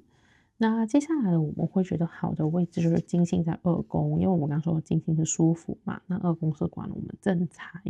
那也管我们的身体，所以你有可能会就是身体会得到一些好的照顾，可能会觉得身体变得比较轻松、很舒服，可能健康有改善。而且二宫的话呢，也代表我们可能工作上遇到一些好的差事，可能会比较轻松啊，很容易轻轻松松赚到钱啊。或是这个工作的环境变得很舒适，可能甚至乎你可能会觉得啊，感觉比较轻松、比较休闲，甚至不吃到一些美食。那二宫的时间呢，是在2月11号到3月7号，所以呢，其实很快，我相信水瓶座呢，在年初就会感觉到比较轻松舒服的感觉，会很明显。那接下来还有一个宫位，就是金星进八宫，也是一个好的位置。因为八宫的话，其实就是大钱嘛，而且这个是偏财运，就是可能你这个时候比较容易中到彩票，或者中发票啊、中奖啊这样子，而且适合投资理财，甚至不是可能管理你的一些的钱啊，甚至可能投资会获利啊，可能你跟别人的合作的什么的，都会有一些钱，或者是受到就是得到一些实际的利益的时间。那进八宫的时间呢，就是在7月11号到8月8号这段期间，那你可以多注意这段时间，看看就是怎么把自己的一些计划可能安排啊，这样子。之后呢，我们要谈到的吉星就是这个木星。那木星呢，现在呢是在你的6宫，那所以呢，你就可能从2025年的年底啊，到就是2026年的上半年，就是到6月29号为止呢，你都在忙很多的工作，忙就是因为6宫管工作，也管你的身体。那可能你的身体也会有一些状况，有机会就是有一些毛病，可能要找医生，可是也会找到好的医生。也会就是工作非常忙，很忙碌，有很多不同的工作邀约，这样子就是6宫的运这样子。因为虽然幸运吧，也算是幸运，也是放大，就可能你有无限的工作一直出现，就是让你就是很多工作的机会啊，你不缺工作啊这样子。不过都真的很忙碌了，我相信，因为我这样木星在6宫的话。那接下来呢，要进入就是你的7宫，七宫就是合作伙伴，所以可能下半年的话呢，你会有很多人可能想找你合作，还是可能找你去做一些，就是有可能是结婚啊，七宫当然就是如果有可能你有结婚的机会、结婚的缘分，甚至会跟别人合作。那当然了，这个七宫有个不好的地方，就是你的敌人也会比较嚣张。那所以的话，就这个要注意一下。可是木星来说，总体来说，我相信在合作啊这些机会来说还是比较多的，可以多注意。从6月30号开始，就会进入你的七宫，大概维持1年左右的时间。那希望呢，这次的影片的资讯对你有用，非常感谢你的收看，拜拜。Hello，大家好，我们现在来到最后的双鱼座了，没想到抽也是双鱼座是最后的。那我们双鱼座的话呢，就是会看一下牌卡，就是对你的运气有什么启示。首先呢，我们抽到了猫猫的牌卡了，是这一只 Felicity，那是种特别的这一只猫。那是因为呢，它是在1960几年的时候，第一只被送上太空的猫。那我们从这只猫会看到什么呢？就是说，当你接触到星星的时候，你要保持你的脚在地下。然后呢，在太空其实是没有人听到你的叫声的，为什么？是因为太空是真空的嘛，所以它的声音是没办法传导出去的。那这张牌卡给我们的启示就是说，其实你可能在追一些很大伟大的梦想，可是记得就是你还是要有点脚踏实地的感觉，就好像你就算有很大的梦想，你还可能要记得就是你还有生活的负担啊，这些东西要注意，不要就是为了这些梦想可能牺牲太多或者投入过大，影响到你一些实际的生活。然后呢，他说就是在太空没有人听到你的叫声，就是他说有时候你可能在追寻你的梦想的时候，你会觉得有点孤独感，就是可能你发现就是没有人注意到你，或者可能没有人懂你，那就是可能你要自己要注意，就是说你怎么在追寻你的梦的时候呢，还是可以脚踏实地的这个要取一个平衡呢。这个提醒就是说。我觉得这个对于双鱼座来说是一个很重要的部分，毕竟我觉得双鱼座一定是有一些美梦，不管可能在感情方面或者在你的人生上面，可是你怎么在你的梦境跟现实生活要做出一个平衡呢？我觉得这个是一个很重要的考量。我们呢，接下来抽到的牌呢，就是这个16号的牌了，那就是加起来是7号。7号其实算是有点运气我觉得就是幸运的意思。可是这个16号呢，就是我们会觉得可能你要注意，就是说，诶，你的付出会不会就是你有时候怀疑我这样做的是对的吗？因为其实我先说，双鱼座是有一种牺牲奉献的精神，你们很喜欢去对别人好，因为你相信你对别人好，别人会回报给你。可是我抽到这张牌的话，我就会觉得你要注意的时候，就是说你现在的付出，你是不是很期待要有回报？那如果你很期待要有回报的时候，那个人不回报你，是不是会伤心？那如果会的话，那请你不要做，因为你的付出，你会很容易会怕得不到你想要的东西而觉得失望，或者觉得沮丧。那所以我会觉得，就是如果今天你不介意没有回报，你都可以做这个付出的时候，你才去做。要不然不要过度牺牲自己，这样子的话，你的运才会比较顺，或是不会那么容易受伤。接下来的我们看到呢，就是下一张牌是勇气，这个叫做壮士断亡重生前的毁灭。那这个我觉得对于双鱼座来说算是一个挺大的考验。为什么这么说？我觉得双鱼座其实是那种，如果他愿意在梦里面的话，其实他不愿意清醒。那就算旁边的人怎么提醒他说，我这个人不好啊，或者这个事情你应该离开、断舍离啊，是很难做得到的。他们很容易就会沉溺在里面。可是他这张牌就是说，如果你真正的往前，就是要把这个旧的事情。要抛下，才可以真正的让你往前走，才不会被绑住。那所以的话，你要坐上这个轴心艇之前呢，你首先要决定跟你的过去可能要断舍离，可能是人，可能是事物。那你就可能要观察一下，现在有没有什么东西，其实你觉得需要离开的，你想去改变的，你就要做好决定。我觉得双鱼座如果他愿意做决定，他可以做得很快，就是他可以放开的很快。只是下去那一刻可能会很痛苦，还是他很舍不得，所以我觉得这个是双鱼座的一个考验，你可以就是好好参考一下，你身边有没有这个需要你断舍离的东西。好，接下来呢，我们看到呢，就是这个少龙，这个是一个征兆的意思。那它就是说，你要用自己的方式去生活的征兆。我觉得配合之前我们前面这一张断舍离的话，就是说，可能你过去有一些生活习惯是不好的，甚至不可能是有一些可能有成瘾的行为啊，或是一些不好的一些习惯需要去放弃的。那你可以看看，就是现在其实就提醒你，好像可能过去有一些东西是不太好的，而是可能一些是不对劲的地方。如果你发现有这种征兆的产生的时候，你要好好的去想，是不是我该离开，或是我是不是应该用一个新的方式去做这个新生活呢？这样子才对。那然后呢，我们在下一站看到了就是这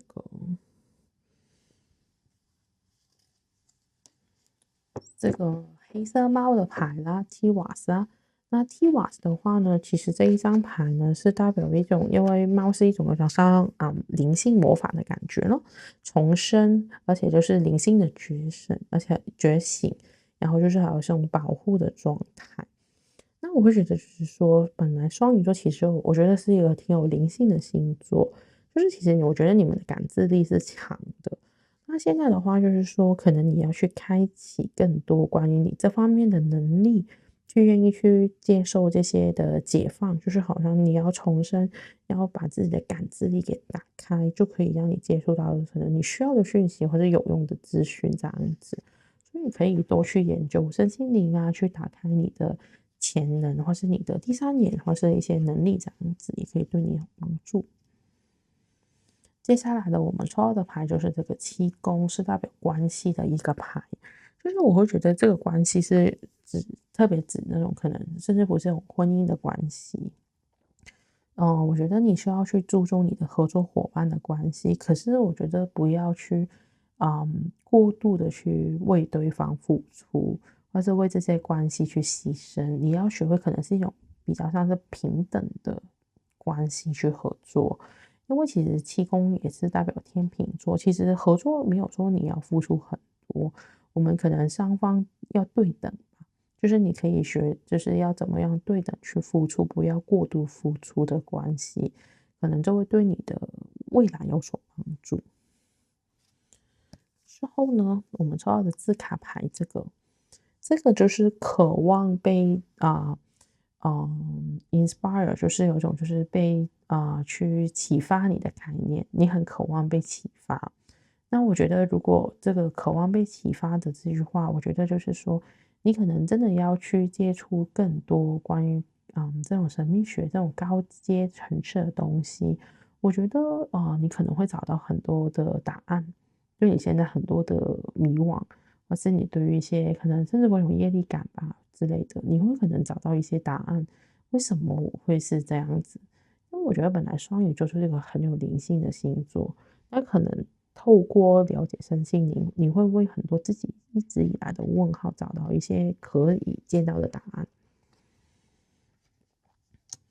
我们接下来抽到这张卡呢是磁铁，磁铁是什么意思呢？就是其实你就是一块磁铁，可以吸引到所有你想要的东西出现。那所以你要记得哦，这句话是说，如果你经常就是很容易被渣男渣女吸引的话，你也是一个渣男渣女的磁铁。所以你要控制着，当你吸引这个东西，首先要控制就是你的嗯，渴望的东西是什么？你要好好的控制，不要去，因为有时候我们很自然，不小心就会吸到一些不想要的东西嘛。可是你要记得，你不想要这个是个负面，好像我不想要贫穷，我不想要懒惰。那贫穷、懒惰这是字眼，都有能量的。你想到这些负面的时候，插旗就出现。你可以说我要丰盛，我要勤快。就是你用正向的字眼代表，你要注意自己的想法，因为其实你是有显化能力的，你就好像一块磁铁，你要去亲近一些好的人，才会让你吸到更好的人缘，这样子，你要注意所有你在身边的东西，所有的能量，你才会越来越好。我们接下来卡抽到这一张，承认自己真正的感受，所以你要认清楚你真实的渴望是什么啊！不要有时候被这种蒙蔽啊，就可是他很帅呀，可是他怎么样啊？不要给借口自己，你要去把自己真正想要的东西想出来，你才可以吸到你最想要的东西。好好的想清楚自己要什么，什么东西才是你喜欢的。我们呢，在抽到的牌就是我过去的创伤不等代表，就是我过去的创伤不代表让我变得比较不可爱。OK，你要相信，就是所有东西都是你的一部分，就算是创伤，也是让你的人变得更加有涵养啊，或是更加有内涵啊，这样子。所以呢，你不要被你的创伤所拖日言，觉得自己好像觉得我是不是不值得爱呀？这样子，不要有这个怀疑。最后呢，就是清除旧事物。所以你要把不对的东西离开，不适合你的东西要说再见，不要再被这些过去的事情所绑住。OK。最后呢，就是保护。如果你需要保护的话，任何时候你都可以请大天使 Michael 去保护你。他其实一直都在照看着你的。如果你有什么东西断舍离或是被缠绕的，你可以请大天使 Michael 去保护你，跟这些过去的告别。不用担心，他会一直都在。那这样子，这个牌卡了，我们的解说到这里了。然后我们会讲一下，就是2026年对于双鱼座来说呢，你的运势里面我们有什么是很重要的时间，你可以记下来的。首先呢，我们会以这个好运来说，我们会以1宫为标准啊。那1宫的话，就是我们会以金星为标准，然后金星进1宫，我们会觉得是一个好的时机，是因为呢，金星是一种很幸运的星，它应该不能说幸运，应该是说它是一个很舒适，可以让你感觉很舒服、很放松的一个星，算是一个比较好的，也是爱情之星了。那如果金星进1宫的话，其实就是你会很有人缘，很容易可以让人家看到你的好处跟优点。那金星进1宫的时间呢，如果是双鱼座的话，会在2月11号到3月7号这段期间。那在这段时间，可能你就很容易，可能别人会看到你的优点啊，看到你的好处，甚至乎你可能去表达一些你的想法或是你的意见的时候，都很容易被人家接纳，或是觉得这个是好提议。所以你会感觉整个人会比较容易放松，因为你不会有这么大的压力，你可以好好做你想做的事情，或是可能有时间可以做一些你喜欢的事情。所以为什么我们说是一个好的时间？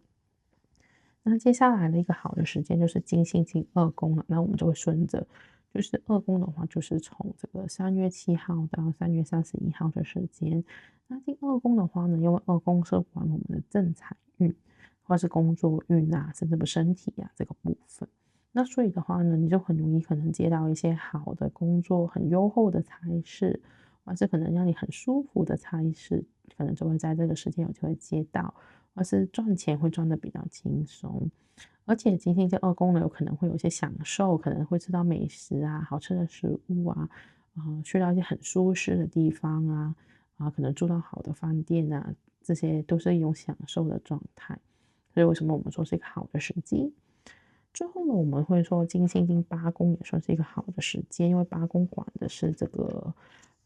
投资啊、大的钱啊，甚至乎中彩票。那八宫这个就有些特别，因为今年我们的金星会逆行，那刚好逆行的时候呢，会触动到你的八宫，那所以时间会有点复杂，那你可能要记一下，就是从8月8号呢，就会进入你的八宫，直到这个9月11号。那之后呢，它都会进入你的9宫，可是它之后也会逆，就是它往后走，就会回到你的八宫，就是到10月24号会到11月15号这段时间会在你的八宫里面逆行。那逆行有什么问题呢？因为逆行呢，其实就会可能会被检讨。如果你之前有犯什么错误，可能什么投资理财的失误啊，或是可能有什么的危机，因为八宫也是危机，可能你被霸凌或者什么事情，你可能就会被拿出来检讨。那所以这段时间可能要注重一下，会不会有什么的危机会产生在逆行期间，会被之前犯的错误会被拿出来。之后呢，在11月15号到12月5号会在你的八宫会顺行再一次走，就顺着再走完这个最后的八宫。那这段时间就是我说的，可能像那个利多的消失会比较出现的比较多，可能是关于一些好的，可能找到一些好的投资项目啊，这样子，或是你可能得到一些分红啊，也有可能。那因为你今年可能就是金星在你八宫待的时间会比较长，所以这个就需要多注意一下，会不会有什么的过去的一些的风险啊会出现啊。然后就稍微在投资在那段时间的话，因为有好，其实有可能是危机，所以也有多注意一点，比较仔细一点去查看会比较好。那这个就是双鱼座的关于金星的部分。那最后我们还会探索一下，就是我们大吉星木星。那木星呢，其实在2025年的下半年到2026年的上半年6月29号前，其实都在你的五宫。所以呢，双鱼座其实有很多的舞台去表现他自己的，就是可能你有机会亮相啊，或是让人家认识你啊，甚至不可能很有感情运啊，或是甚至会有小孩了，就是生小孩的运气都在这一年其实比较多的机会。那可以就是好好的去装备自己，或是很容易让人家看到你，就是你好像打了一个光这样子，别人哪里都能注目，就是都看到你的存在，就是上半年的运气。那下半年呢，这颗星会移到六宫，那六宫的话呢，就是一些工作运啊，或是就是健康啊这个方面为主的。那可能就是下半年开始，你会有很多的工作会接踵而来，有很多的工作机会，很忙这样子。而且就是木星的话，就是你可能会可以掌握到你的节奏，去要求你的工作。就是可能你会有这个，可能你要希望可能我要休息，或是我要工作，怎么平衡啊？你是比较有机会可以有你的话语权的。而且六宫也管你的健康，可能你会有一些健康问题，会有机会会得到解决。可能他会放大你的健康问题，可是会有机会遇到好的医生或者好的处理方式这样子。那进入六宫的话，大概也会维持1年左右的时间，所以可以好好把握这些工作机会啊，或者健康的处理啊这样子。那希望这一次的指引可以帮助到你，也非常感谢你的收看，谢谢你们，拜拜。